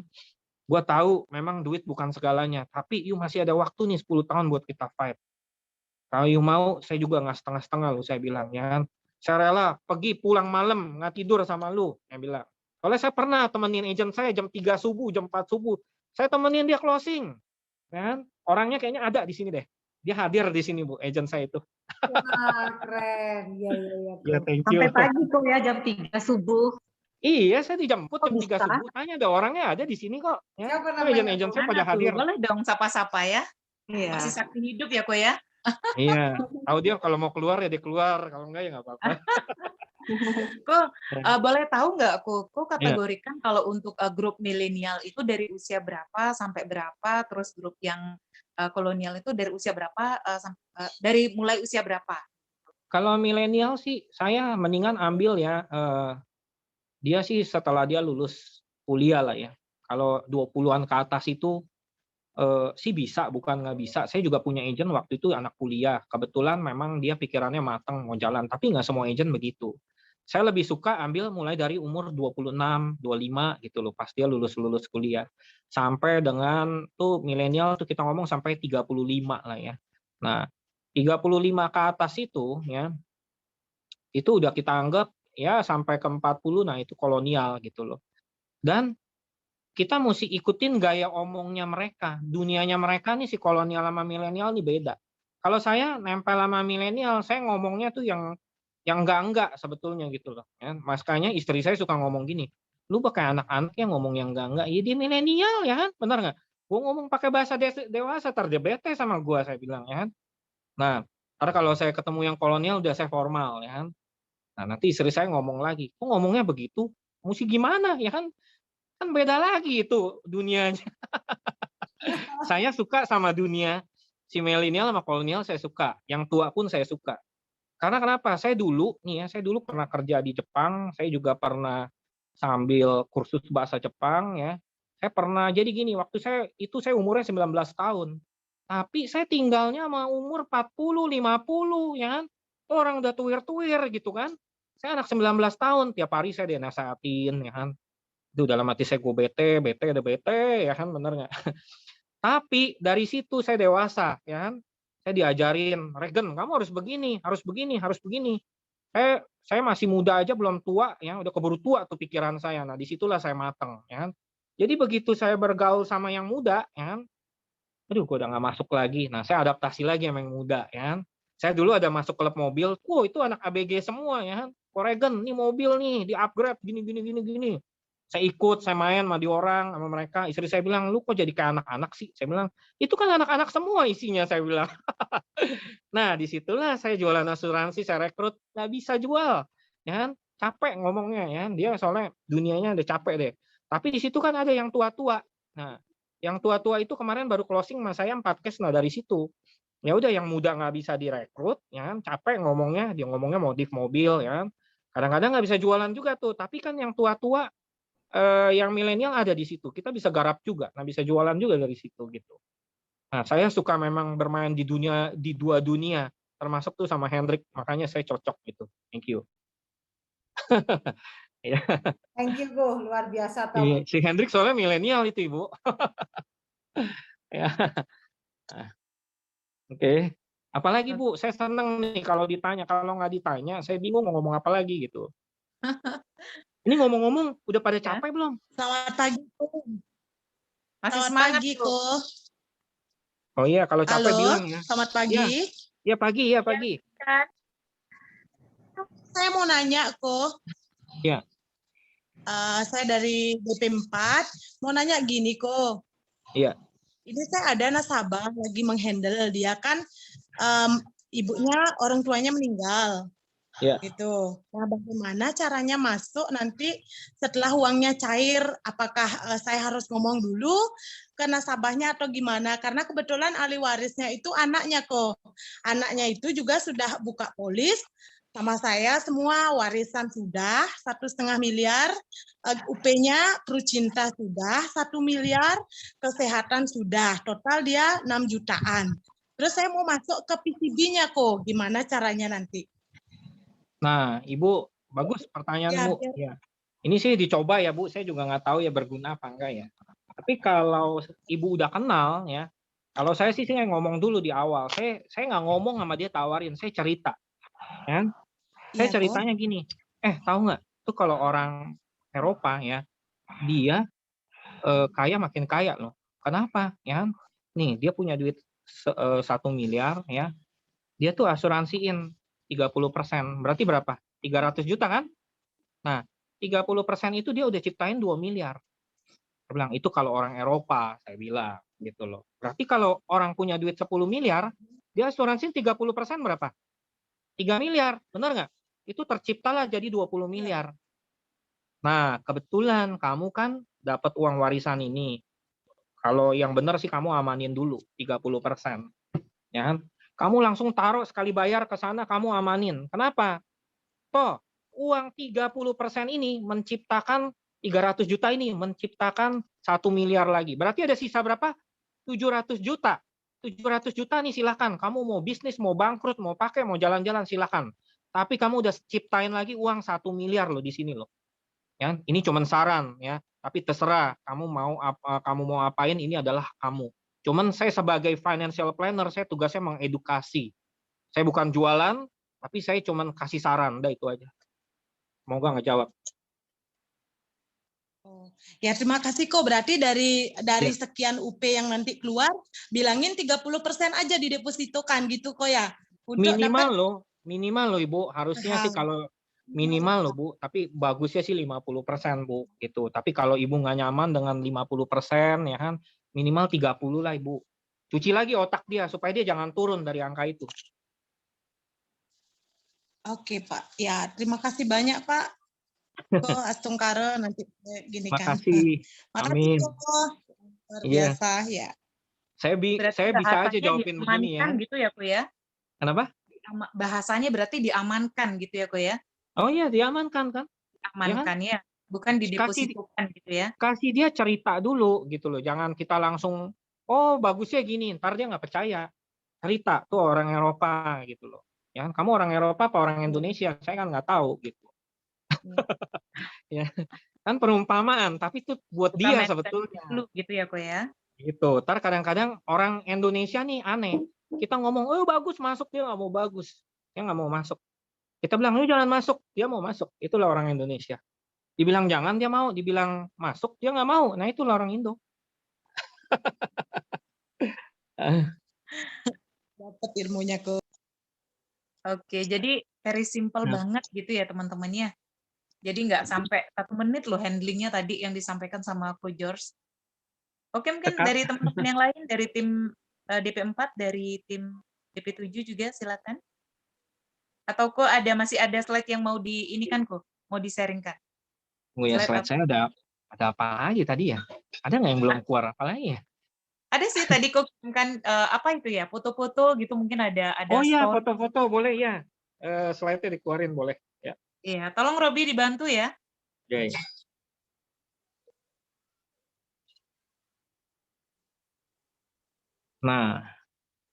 Nah inilah dia. Nah, saya waktu pernah ke Bali sama teman-teman dari Excellent Star dari Jakarta, termasuk di dalamnya ada Hendrik, ya kan. Nah, saya di sini saya punya komunitas di Prudential, saya punya keluarga di Prudential, ya, termasuk Bu Vera, Pak Hendri, itulah keluarga saya di Bali, ya, sama Hendrik itu juga keluarga saya di Excellent Star, ya. Dan saya punya mimpi, ya. Ini kalau agent-agent saya juga bisa semuanya seperti ini gitu. Mimpi saya adalah mensejahterakan orang banyak, tapi bukan buat saya, ya kan. Saya itu kita cepat atau lambat itu akan dipanggil Tuhan, ya. Tapi apa yang kita berikan berdampak buat orang di sekitar kita itu poinnya saya. Next slide, ya. Nah, ini liburan saya waktu di Bali nih kemarin. Nah, teman-teman lihat ya, saya sih buat branding aja ya, buat supaya dipanggil sama orang, lu sombong banget, ntar di situ saya ajak ngobrol lagi ntar. Ya, biarin aja narsis, orang bilang Nora banget, biarin aja, lu makin komen, gue makin seneng ya. Nah, ini liburan saya nih kemarin di Bali. Nah, ini dia buat bahan cerita saya nanti. Siapa tahu ada yang panggil, ada yang bilang Corona lah ke Bali, nggak punya otak ya. Nah, udah bagus deh, ntar kita ngobrol ya. Nah, ini suasana sore-sore guys. Oke guys, see you. Nah gitu ya kan. Nah jadi ada yang lihat, asik banget. Ada yang bilang Corona malah jalan-jalan ya. Dia komen apapun ya, itu akan saya olah. Oke, next slide. Thank you, villanya bagus. Nah, ini papa mama saya ya. Saya udah bisa ajak papa saya, mama saya tuh udah saya bawa ke Singapura, ke Malaysia, ke Bangkok, ke Bali, ya. Ya beberapa negara di Asia sih memang, ya. Terus papa saya udah saya bawa ke China, ya. Mungkin even papa saya pakai uang sendiri dia juga mampu, ya. Tapi saya sebagai anak, saya sudah minimal saya sudah bisa bikin mereka seneng atau bangga. Karena mereka akan cerita di saudara-saudara. Nih dibawa sama Koregen nih, katanya dibayarin, kasih jalan-jalan, ya. Itu kebanggaan buat mereka, bukan masalah uangnya gitu loh. Jadi sebelum mereka menutup mata ya teman-teman semuanya ya, kita kasih mereka kebanggaan lah, bukan masalah uangnya ya, bukan masalah uangnya sekali lagi ya, tapi mereka itu bisa bangga sama keluarganya, sama saudara-saudaranya ya, mereka tuh bisa cerita, oh anak kita begini gini deh gitu loh. Cuman kalau uangnya ya, cuman ke Bali, ke Malaysia ya itu berapa sih gitu loh. Ya, cuman ke China, ke Shanghai ya, mungkin mereka juga mampu, tapi bukan itu poinnya. Next slide.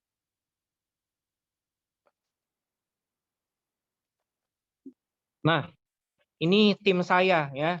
Ini tim saya, bagi saya ini adalah keluarga saya ya. Ini buat saya adalah harta yang tidak ternilai. Kenapa? Karena ini orang-orang yang mau berjuang sama saya. Jadi waktu kita berjuang sama mereka, saya pun nggak pernah mau lihat mereka ini kaya, miskin, atau latar belakang mereka apa ya. Tapi saya anggap kalau mereka sudah join bersama saya, itu adalah keluarga saya. Jadi saya selalu sama tim-tim saya sebisa mungkin saya selalu untuk aware, ya. Saya sebisa mungkin untuk selalu intim, saya selalu rangkul gitu. Jadi saya pun jarang ngomong tentang prudential. Sama mereka saya ngomong adalah bahasa yang keadaan-keadaan mereka gimana gitu. Kita dengerin aja mereka maunya apa, ya. Jadi saya lebih banyak ngalah, saya lebih belajar untuk merendahkan hati saya karena kenapa? Kalau kita mau ladenin tim-tim itu nanti ngomong ini ngomong itu kita jadi ribut. Biasanya kalau mereka ngomong apa lagi marah apa ya udah saya diam aja, saya berusaha untuk ngalah. Karena saya mengasihi mereka. Jadi saya pikir ya udah mereka belum mengerti, mereka belum dewasa.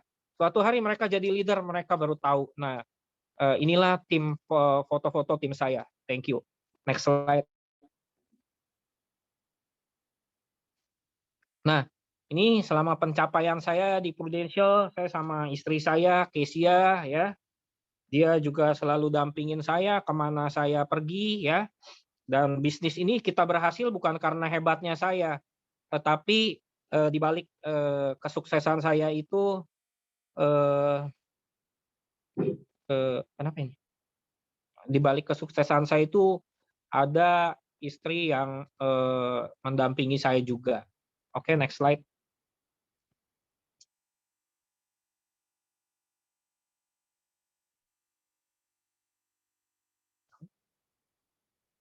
Nah, terus, ini kalau biasanya, ya ini saya bukannya mau sok-sokan taruh mobil saya atau apa. Kebetulan saya orangnya suka modif, ya kan. Nah, lihat tuh HR-V saya modif jadi kayak berapa mobil itu. Nah, ini hasil-hasil pencapaian yang murni ini semua dari Prudential, ya kan. Kalau jadi waktu itu saya waktu itu capai posisi. Nah, itu awalnya saya jalan Prudential ya. Itu mobil saya nih Accord nih yang paling bawah nih ya. Yang tahunnya juga udah tua tuh. Tadinya saya punya Honda Jazz ya kan. Honda Jazz saya jual. Saya tukar mobil yang lebih murah. Kenapa? Waktu saya jalanin Prudential, toko kan saya tutup. Saya nggak punya income. Jadi income saya tuh berdua pakai sama istri saya tuh pas-pasan banget. Jadi saya pikir ya udahlah, saya pakai mobil yang biasa ya kan. Saya punya ada tabungan sedikit buat saya fight 2 tahun di Prudential. Ya.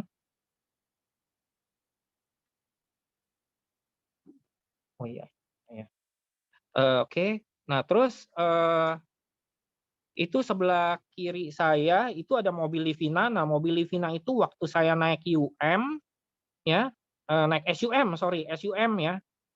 Saya pakai Livina ini. Oke. Nah, sebelah kiri itu Honda Brio, saya beliin papa saya mobil Honda Brio itu baru buat papa saya. Karena papa saya umurnya udah 70. Kalau saya nggak kasih sekarang ya kan, nanti buat apa juga ya kan, saya bisa kasih Ferrari pun nggak ada gunanya gitu loh ya. Dan ini mobil yang sekarang saya pakai, mobil Biante nih, ya, ini anak saya paling suka naik mobil ini. Kemarin saya ke Bali juga naik ini karena lega, ya kan. Walaupun harganya nggak mahal. Terus udah gitu, ya ini mobil saya buat prospek yang merah, ya. Nah ini CX-5 saya pakai udah lama, udah saya jual. Nah ini HR-V saya, ya. Nah oke, next slide.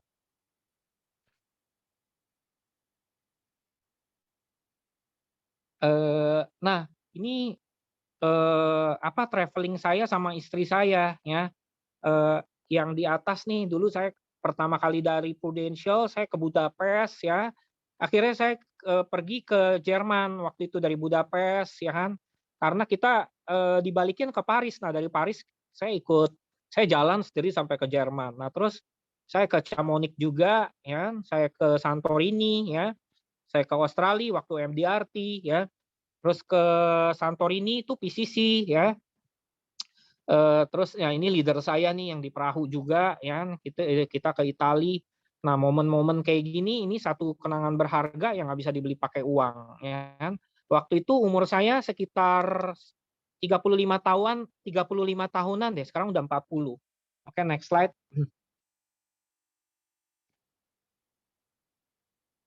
Nah, ini liburan saya waktu di Bali kemarin nih ya kan. Nah, saya sengaja nih foto-foto narsis gitu ya kan.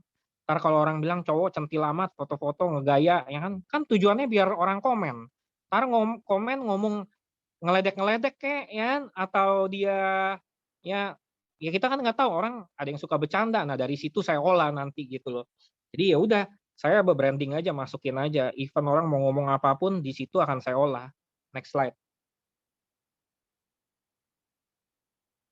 Nah inilah keluarga saya, ya kan? Saya untuk berusaha selalu pergi sama keluarga saya. Saya ajak selalu anak-anak saya untuk liburan, ya, ke Malaysia, ke Singapura, ya kan? Ke Bali itu udah paling seneng. Anak saya paling seneng ya ke Bali gitu loh.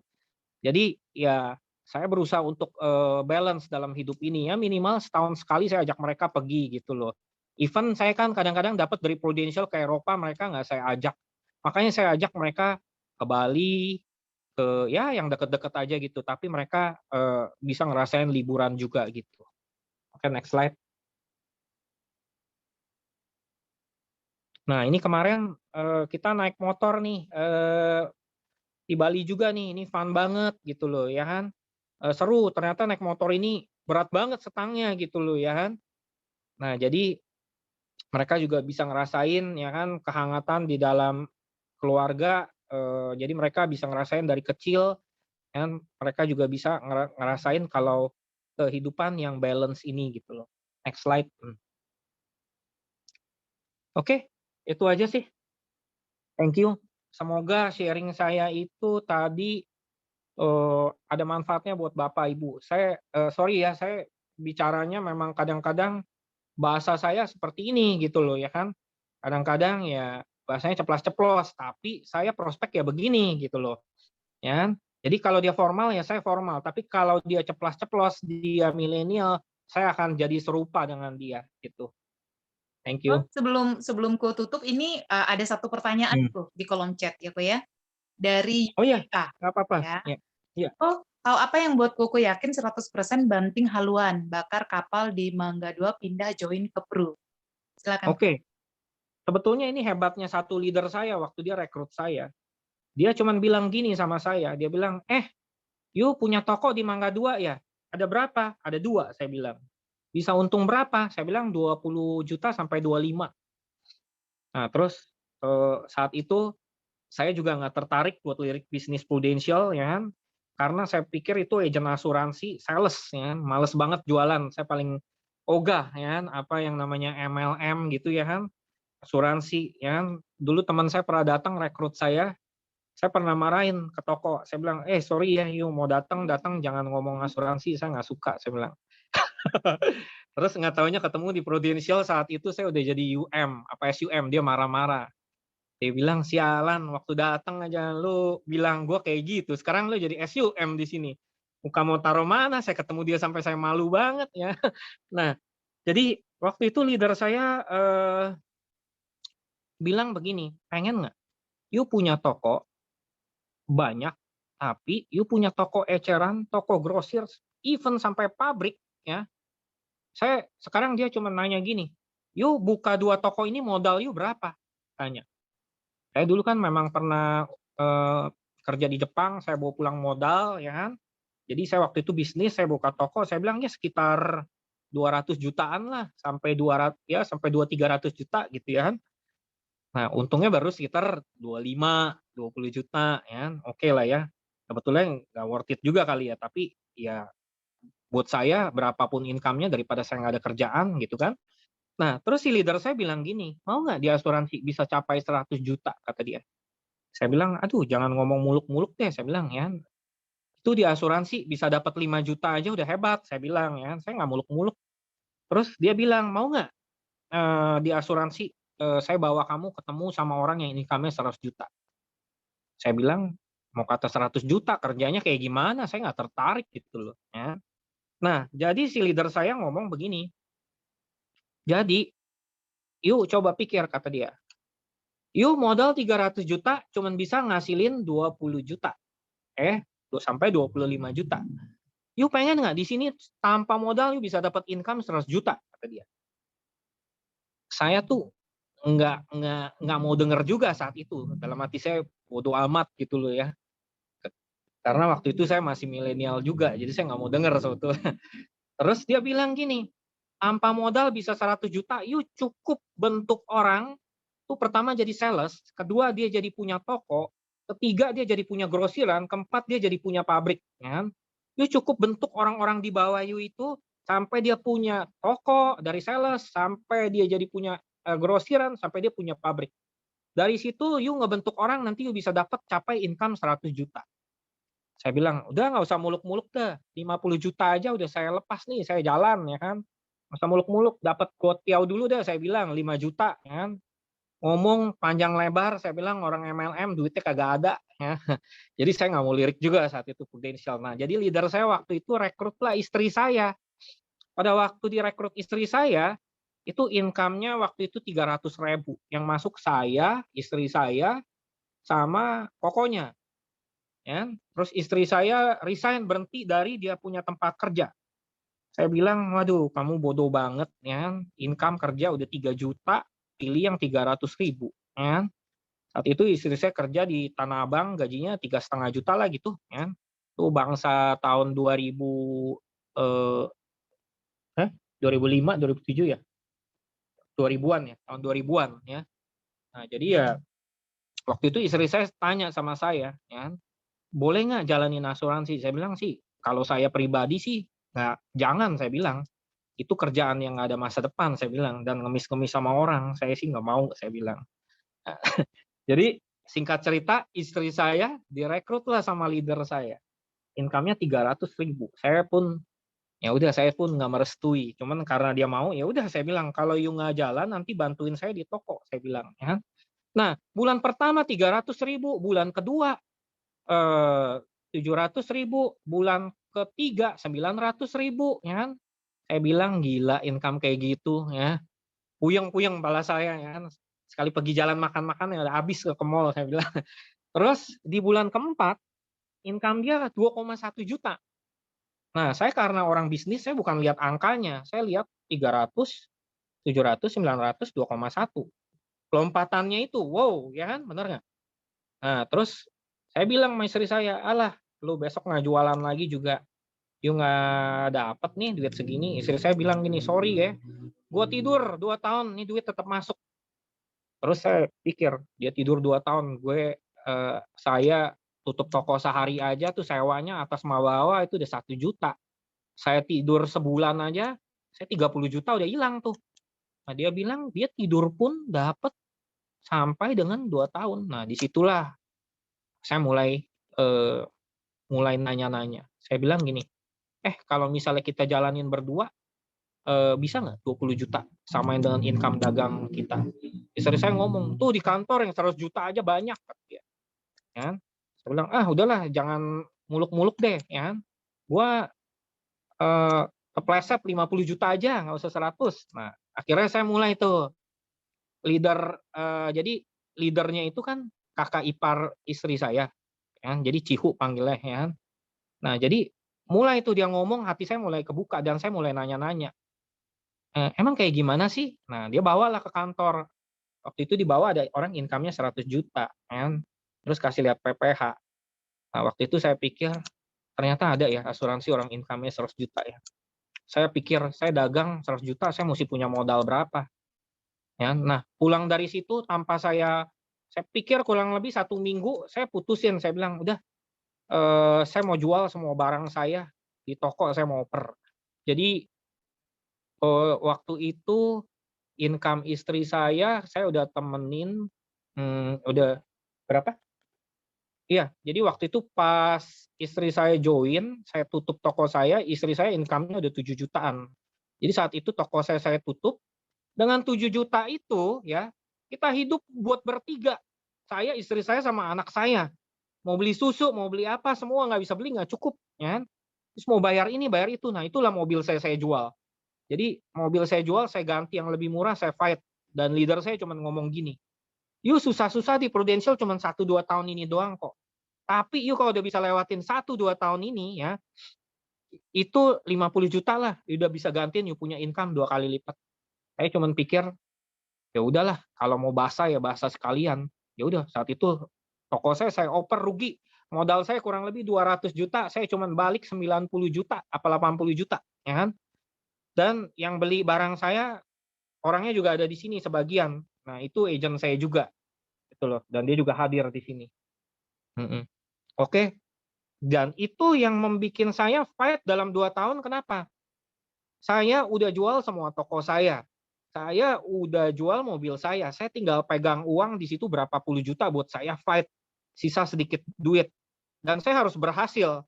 Karena kalau saya nggak berhasil, orang pasti bilang gini, tuh, Ko George, Koregan, apa gue bilang asuransi susah kan? Saya nggak mau digituin orang. Saya justru mau kasih lihat, justru nih susah, tapi gue bisa gitu loh. Itu sih yang bikin saya mau fight. Itu aja, thank you. Kejawab Oke, nggak? jawab ya Yunita ya. Jadi luar biasa banget ya. Luar Justru biasa banget. Nah, mantap tuh katanya dari Yunita. Thank you. Ya. makasih ya. Jadi luar biasa banget ya saat aku Jos membakar kapalnya ini dan dia berhasil membuktikan di asuransi ini dia bisa capai 2 kali lipat income-nya yang dulu di Mangga 2 gitu ya aku ya. Dan Iya, luar 20 juta. biasanya lagi Ko George ini menggandeng lagi loh.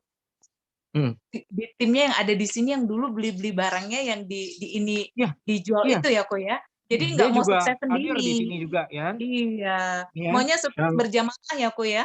Nggak mau ya, sukses sendiri. makanya amin amin. Makanya tim saya itu bagi saya gini loh. Dia mau hebat mau enggak di bisnis ini ya. Saya tetap mengasihi mereka karena saya percaya mereka suatu hari akan, kalau sudah waktunya mereka akan hebat gitu loh. Karena waktunya kita sama Tuhan tuh beda gitu loh ya kan. Saya nggak tahu kapan mereka hebat ya. Tapi saya tetap percaya, saya tetap baik sama mereka dan saya tetap perhatiin mereka dan mereka jadi gini, saya cuman anggap mereka adalah keluarga saya. Jadi saya nggak harus orang yang jadi di tim saya tuh harus hebat, enggak. Tapi ya udah alami aja gitu loh ya kan. Kalau mereka nanti udah mau fight, mau gimana, saya pun nggak bisa paksa gitu. Jadi waktu itu yang menjawab. Karena saya udah lihat, kita nggak bentukin orang itu, kita mau paksa gimana. Kalau dia belum waktunya, kalau pikiran dia belum kebuka, hati dia belum kebuka, kita mau poles gimana pun dia nggak jadi. Biasanya dia tuh akan matang sendirinya. Dengan apa? Dengan minimal dia ya paling nggak di grup masih ada apa dengar-dengar kabarnya gitu. Kita pantau aja seperti itu. Ya, karena bagi saya gini, kita rekrut yang banyak, kita ngebentuk yang banyak, tapi bagian mereka mau kapan mau lari kita nggak tahu. Tapi bentuk aja yang banyak. Cuman paling kan orang bilang, aduh, yuk rekrut banyak-banyak, nggak semuanya jalan. Ya saya bilang ya kan, yang punya toko di Mangga 2, yang dagang banyak, nggak semuanya berhasil juga, sama juga ya kan. Cuman selama dia masih mau bertahan di Mangga 2 itu, dia akan sukses juga, akan ramai juga tokonya. Kuncinya apa? Dia bertahan. Yang nggak bertahan baru masuk 1-2 bulan, 6 bulan cabut juga banyak, sama. Tapi dia bertahan, akhirnya juga banyak yang sukses sama di bidang apapun. Seleksi alam menurut saya. Itu aja sih, thank you. Oke, thank you ya Ko ya. Keren banget Ya. ya Ko ya. Oke, Ko, sebelum sebelum Ko tutup ini, boleh dong Ko beri closing speech untuk buat teman-teman di Bali ini Ko dalam menghadapi kondisi pandemi seperti sekarang ini, apalagi PPKM juga diperpanjang ya Ko ya. Gimana sih Ko biar kita tetap memperkuat imun mental kita gitu loh dalam menjalani bisnis ini baik selling ataupun rental. Thank you. Oke, thank you. Itu pertanyaan bagus ya. Jadi begini loh, teman-teman semua yang ada di Bali ya. Masalah PPKM pandemi ini bukan hanya di Bali. Di Jakarta juga sama. Banyak orang yang bisnisnya terpuruk. Banyak nasabah-nasabah saya telepon nangis-nangis ya. Kita nih toko sepi, mesti bayar premi asuransi, kita udah nggak tahan, kata dia. Saya bilang, saya ngerti tante, saya bilang. Cuman gimana, saya bilang, kita sebagai agent kita juga bayar premi kok, kita bilang. Kita juga bukan nggak bayar kok, cuman bedanya satu, pada masa saat kita bertahan ini kita punya tabungan kita nih kita harus keluarin loh buat bayar premi ini loh. Kenapa? Justru lagi sepi kayak begini ada apa-apa dengan kita. Tuh tabungan kita itu habis semua nanti kalau nggak pertahanin ini terserah sih saya bilang. Pilihan ada di tangan tante saya bilang ya. Saya sebagai agent cuman kasih saran saya bilang ya. Jadi saya juga nggak bilang tante mau terusin silakan enggak juga nggak apa-apa saya bilang. Tapi tante harus ingat, saya pun jadi agent, saya rela berkorban loh. Adik saya juga sama, ya. Suaminya kerjanya nggak bagus. Saya rela buat bayarin polisnya, ya. Saya rela, ya. Mungkin saya jual apa juga buat bantu mereka. Sama, saya juga ngalamin. Ya, itu dari segi memang kalau mereka mengeluh sepi ya. Nah, kedua ya, kalau memang jadi gini, di otak saya selalu pikirnya gini, ya. Uang ini hanya berpindah tangan. Dia hanya berpindah tangan, ya. Jadi yang kaya masih banyak, ya. Yang kaya di era pandemik ini banyak. Contohnya siapa? Tuh ekspedisi, Tiki, segala apa, mereka bagus. Terus bisnis digital, mereka bagus. Ya, terus orang-orang kaya yang uangnya banyak, ya, mereka tahan hold ya, di bank itu banyak banget. Dan mereka lagi bingung uangnya ini mau diapain. Ya. Kita tugasnya cuma meyakinkan dia, ya. Sekarang duit yang paling aman yuk mau taruh di mana? Tanya sama dia. Ya. Yuk mau taruh di deposito, yakin deposito aman? Ya. Bunganya berapa? Tanya sama dia. Oke. Terus kedua, yuk mau taruh di mana? Di properti. Yuk yakin properti bagus? Tanya sama dia. Properti aja orang habis beli mau jual nggak laku, saya bilang. Ya kan? Benar nggak? Ya sih mau taruh di mana lagi? Saya bilang. Semua bidang bagus. Mau taruh di saham? Bagus nggak saham? Bagus saham. Ya. Kemarin tuh, tahun kemarin lagi bagus-bagusnya gila tuh. Bagus banget tuh awal tahun. Sekarang nyungsepnya, bagus nggak? Iya nyungsepnya sampai bagus banget nyungsepnya juga. Ya kan? Benar nggak? Ya kan? Jadi mana yang menurut you paling aman? Tanya sama dia. Ya. Ya udah bingung dia juga. Saya tanya satu hal sama dia. Menurut you, ya kan? Dolar tuh sekarang berapa harganya? 14.000. Bisa naik nggak? Tanya sama dia. Ke 28.000. Dia bilang, ya bisa. Kapan? Saya tanya. Ya nggak tahu. Nah ya udah, nggak ada kepastian kan. You beli dolar juga kan? Beli. Ya kan? Kalau ada satu kepastian nih, ya, you modal 50%, returnnya 100%. You mau nggak? Tanya sama dia. Apaan tuh? Ya udah, PCB 88 kan modalnya 50% kalau dia udah tua. Waduh, 50% kita nggak mau lah, mahal itu kata dia. Ya udah, gini aja. Kita ada solusinya 30% mau nggak? Ya, tapi ingat ya, duit beranak duit tempat kita, modal 30%. Beli properti, yuk mau 10 miliar. Even yuk jadi 15 M kena bunga. Di tempat kita, yuk beli 10 M, modal yuk 30%. Tadi sih harusnya 50%, karena lu tawar, gue kasih 30 kalau lu mau. Mau nggak? Saya bantu. Ya. Tapi sorry lu, kita nggak jualan. Kita nih cuma edukasi. Kalau you mau nanti kita bantu. Ya, udah itu aja. Jangan ngomong banyak-banyak. Habis itu udah tinggal jalan aja. Ntar ngomong kebanyakan dia bikin dia penasaran aja udah. Udah itu aja sih. Nah, jadi mindsetnya satu ya. Kita mau bilang sepi, itu otak kita akan jadi sepi. Saya selalu bilang gini, begitu saya bangun tidur, wah duit di mana-mana, duit di mana-mana. Ya. Orang ya dalam hati saya juga ya kan, ya saya pikir ya kayak orang gila lah duit di mana-mana. Soalnya kenapa? Duit tuh cuma pindah tangan, yang kaya juga masih banyak, yang susah emang banyak, tapi yang susah itu apa ya? Hah? Tapi yang susah itu kita jadi berkat buat rekrut dia loh, buat bantuin dia. Ya kan? Ada nasabah bilang, aduh kita nggak bisa nih beliin susu buat anak apa, mau nggak jadi agent ya kan? Seneng nih kalau bisa jadi agent begini-gini, cuman fight-nya mesti begini gitu. Jadi jadi selama pandemi ini ya, jadi selama pandemi ini kita mau lihat sesuatu ini susah akan jadi susah. Tapi kita melihat pandemi ini peluang akan jadi peluang. Saya melihat orang bingung duitnya mau ditaruh di mana. Ya. Kita bantu sama dia discuss, tukar pikiran. Ya. Kenapa? Oh iya ya. Terus nasabah saya orang Jakarta ya, malah dia beli villa di Bali. Ya, padahal pandemi, ya kan? Jadi yang punya duit tuh tetap banyak, nggak ngefek gitu loh. Cuman nih mindset doang, pikiran. Bali sepi, sepi beneran, ya kan? Saya begitu injak Bali, begitu saya turun, oh Bali bagus prospeknya. Dalam hati mau jual kemana saya juga nggak tahu, saya nggak ada kenalan kan di sini kan. Cuman saya pikir gini loh, aduh kalau gue bisa tinggal Bali ya, jualan rasanya holiday di sini, ya kan? Seneng banget dah bisa jadi agent Bali. Saya juga pengen ke Bali, ya kan? Saya mimpinya tuanya mau di Bali, makanya saya mesti punya passive income dulu gitu loh. Ya, karena di Bali saya nggak tahu mau jual kemana. Kira-kira kejawab nggak begitu? Iya, keren banget ya Ko ya. Yang penting itu kembali ke mindset kita ya Ko ya. Di era pandemi yang memasuki PPKM yang diperpanjang ini. Kalau kita berpikirnya sepi ya pasti akan sepi ya. Tapi saat kita melihat peluang di pandemi ini maka peluangnya akan datang ya. Iya. Jadi gini buat agent-agent di Bali motivasinya, ya jadi motivasinya satu ya. Motivasinya kita pikiran kita dijaga ya teman-teman ya. Jadi bukan hanya Bali aja yang berdampak ya.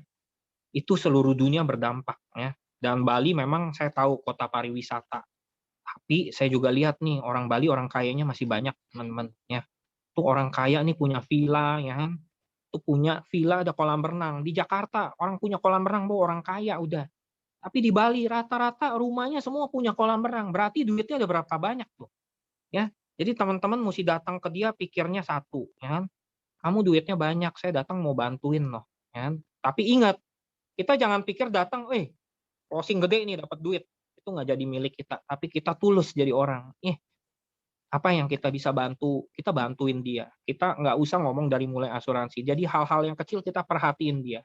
Biasa orang-orang kaya itu, mereka melihat dari hal-hal yang kecil. Mereka lihat dari attitude kita. Mereka nggak lihat kita jago ngomong di asuransi. Mereka nggak lihat itu. Mereka cuma lihat kamu nih orangnya hatinya baik apa enggak. Udah itu aja mereka beli sama kita. Ya, jadi mindset itu dijaga ya. Sepi atau rame itu di dalam otak kita. Waktu di Mangga 2 ya, saya kan sewanya tuh mahal banget, cari dua toko itu 1 juta ya. Itu Mangga 2 kalau lagi sepinya minta ampun ya. Saya cuman begitu pagi, begitu saya buka, saya cuman pikir 1 juta ini saya harus fight balik modal ya. Jadi saya pikir Mangga 2 nih rame, padahal lagi sepi. Saya ngerasanya rame. Saya visualisasinya, saya selalu ngomong sama agent saya. Dia tanya, asuransi gimana? Oh, asuransi luar biasa rame. Kenapa? Kok bisa ngomong gitu? Iya, lihat aja. Ya kan? Bisnis yang lain yang hidup juga banyak. Benar nggak? Yang hidup itu kita follow up. Jadi memang salah kalau kita follow up orang yang lagi terpuruk. Yang terpuruk itu kita rekrut jadi agent. Udah terpuruk jangan jualan lagi asuransi. Nanti dia bete. Jadiin dia temen aja. Jadi even kita nggak jualan sama dia, kita jadi dia temen aja. Ya kan? Even suatu hari dia punya duit lagi, dia ingat kita orang yang paling tulus sama dia. Udah itu aja sih. Ya, jadi mindset itu tolong dijaga. Jadi buat teman-teman yang di Bali, ya bukan hanya di Bali, Jakarta pun sama. Jadi agent Jakarta banyak yang nggak jalan, nggak banyak karena dia pikir Jakarta pandemik, dia nggak ngapa-ngapain, dia di rumah. Itu banyak. Ya, thank you. Oke, thank you Ko. Keren banget ya teman-teman. Pastinya tambah semangat lagi ya kitanya ya di Bali ya teman-teman. Tetap jaga mindset dan pikiran kita selalu berada di ini ya Ko ya, pemikiran yang positif. Terus pesan saya cuma satu ya, teman-teman tetap semangat ya, berpikiran positif ya, dan rajin branding nih nomor 1 nih. Saya rajin branding sambil kadang-kadang dihina ya udah ntar saya olah ya. Terus nomor 1 ya, kita mau jago ngomong ya, mau jago selling, mau jago rekrut, nggak ada gunanya kalau Tuhan tidak menyertai kita. Jadi kita mesti ngandalkan Tuhan dan hati kita nih pada saat ketemu nasabah kita ngomong sama Tuhan ya Tuhan, saya mau melayani orang ini seperti kita melayani dia. Kalau Tuhan izinin closing, nasabah itu dikasih buat kita. Kalau Tuhan bilang no ya, you mau jungkir balik tuh nasabah kaya kayak gimana juga dia nggak bakal beli sama kita. Tuh. Ya, itu pesan dari saya buat teman-teman di Bali. Thank you, kasih banyak dan sukses.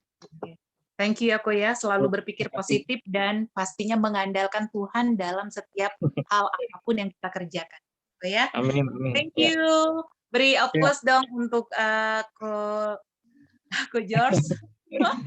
Sampai ngantuk nggak dengerin saya? Aduh, saya saking semangatnya. Pesertanya tetap stay loh Ko, ya. Pesertanya tetap stay nih. Makasih ya buat agent-agent saya yang datang juga semua. Thank you. Yes, keren banget ya. Teman-teman yang pastinya kita say thank you dulu, berikan ucapan selamat. Kita ada sesuatu juga ya buat Ko George.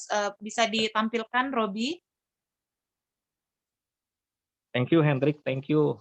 Iya. Buat teman-teman di Bali tetap stay ya, karena kita akan lanjut nanti ada informasi-informasi terupdate dari Prudential yang akan dibawakan oleh ini kok. Oh iya, makasih ya. Sama ya, foto, tolong difoto ya semuanya ya. Nanti habis. Oh iya, terus itu ya teman-teman tolong add IG saya ya, saya butuh follower. Saya kan masih milenial, saya butuh follower. Thank you Ko Regan. Thank you Ko Regan. Ya, makasih banyak ya. Kita sesi foto videonya dibuka semua ya teman-teman ya. Iya. Iya.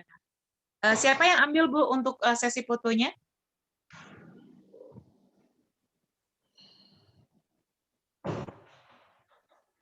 Nggak tahu nih, siapa yang ambil ya? Sis. Oh, ini Robi. Iya. Oke, silakan Robi. Bantu ya.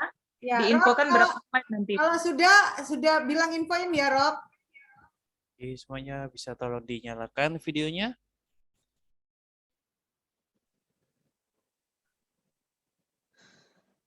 Oke, kita 2 kali pengambilan foto ya kawan-kawan. Oke, semua sudah siap. 3, 2, oh masih belum. Oke, tolong dinyalakan lagi yang mau. Sudah semua? Oke, semua siap? Oke, senyum semuanya. 3, 2, 1. Oke, lagi sekali. Oke, semuanya siap? 3, 2, 1. Ya, terima kasih. Ya, terima kasih Ko Jos, luar biasa sharingnya. Ya, memberkati kita luar biasa. Trik sellingnya, trik bagaimana caranya rekrut, membangun tim, ya membangun mindset luar biasa ya. Oke, Tuhan pakai Koko terus. Ya, stay healthy, stay safe ya, stay produktif. Kalau saya ada salah kata, ya teman-teman mohon maaf ya, saya nggak punya niat untuk menyinggung siapapun ya. Saya thank you banget, saya bisa diundang ke sini dan salam sama Pak Januri ya. Saya satu kehormatan ya bisa bicara di TP7, terutama Pak Januri saya dengar hadir ya. Wah itu saya seperti mimpi sebetulnya. Dan tolong ya IG saya tuh di namanya Regan_MDRT ya. Saya senang kalau bisa banyak follower dan belajar. Saya juga mau belajar dan thank you Hendrik ya dan tim saya semuanya makasih atas kehadirannya. Thank you Ibu Vera, salam sama Ko Hendri dan semuanya thank you. Wow. Nah ya ini ya tolong di-add ya teman-teman, saya butuh follower. Ya, kan siap milenial. nanti di-add. Thank you. Thank you Ko. Sukses selalu ya. Makasih Ibu, makasih semuanya, makasih semua. Thank you. Sukses ya, thank you. Thank you Ko. Oke teman-teman, kita kembali lagi ke laptop kita di acara M2 Monday Motivation atau Money Motivation ya. Teman-teman, kita lanjutkan. Tadi kita udah banyak banget dapat ide selling, terus ide rekrut dari seorang Ko Jos Regan. Nah, tentunya kita juga butuh ini ya, semangat yang lebih membara lagi untuk mengejar impian-impian kita. Nah, sekarang kita akan melihat info-info terupdate dari Prudential yang akan dibawakan oleh partner saya yang cetar membahana, yaitu Sis Helen. Silakan Sis, Robi dibantu ya untuk tampilkan slide-nya ya.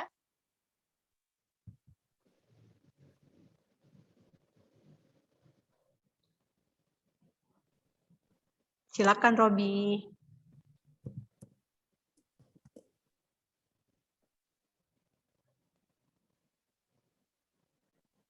Oke, sambil Robi masih mempersiapkan ya untuk slide-slide ini, info-info terupdate kita ya, baik itu kontes ataupun info dari Prudential Pusat. Makin semangat ya teman-teman.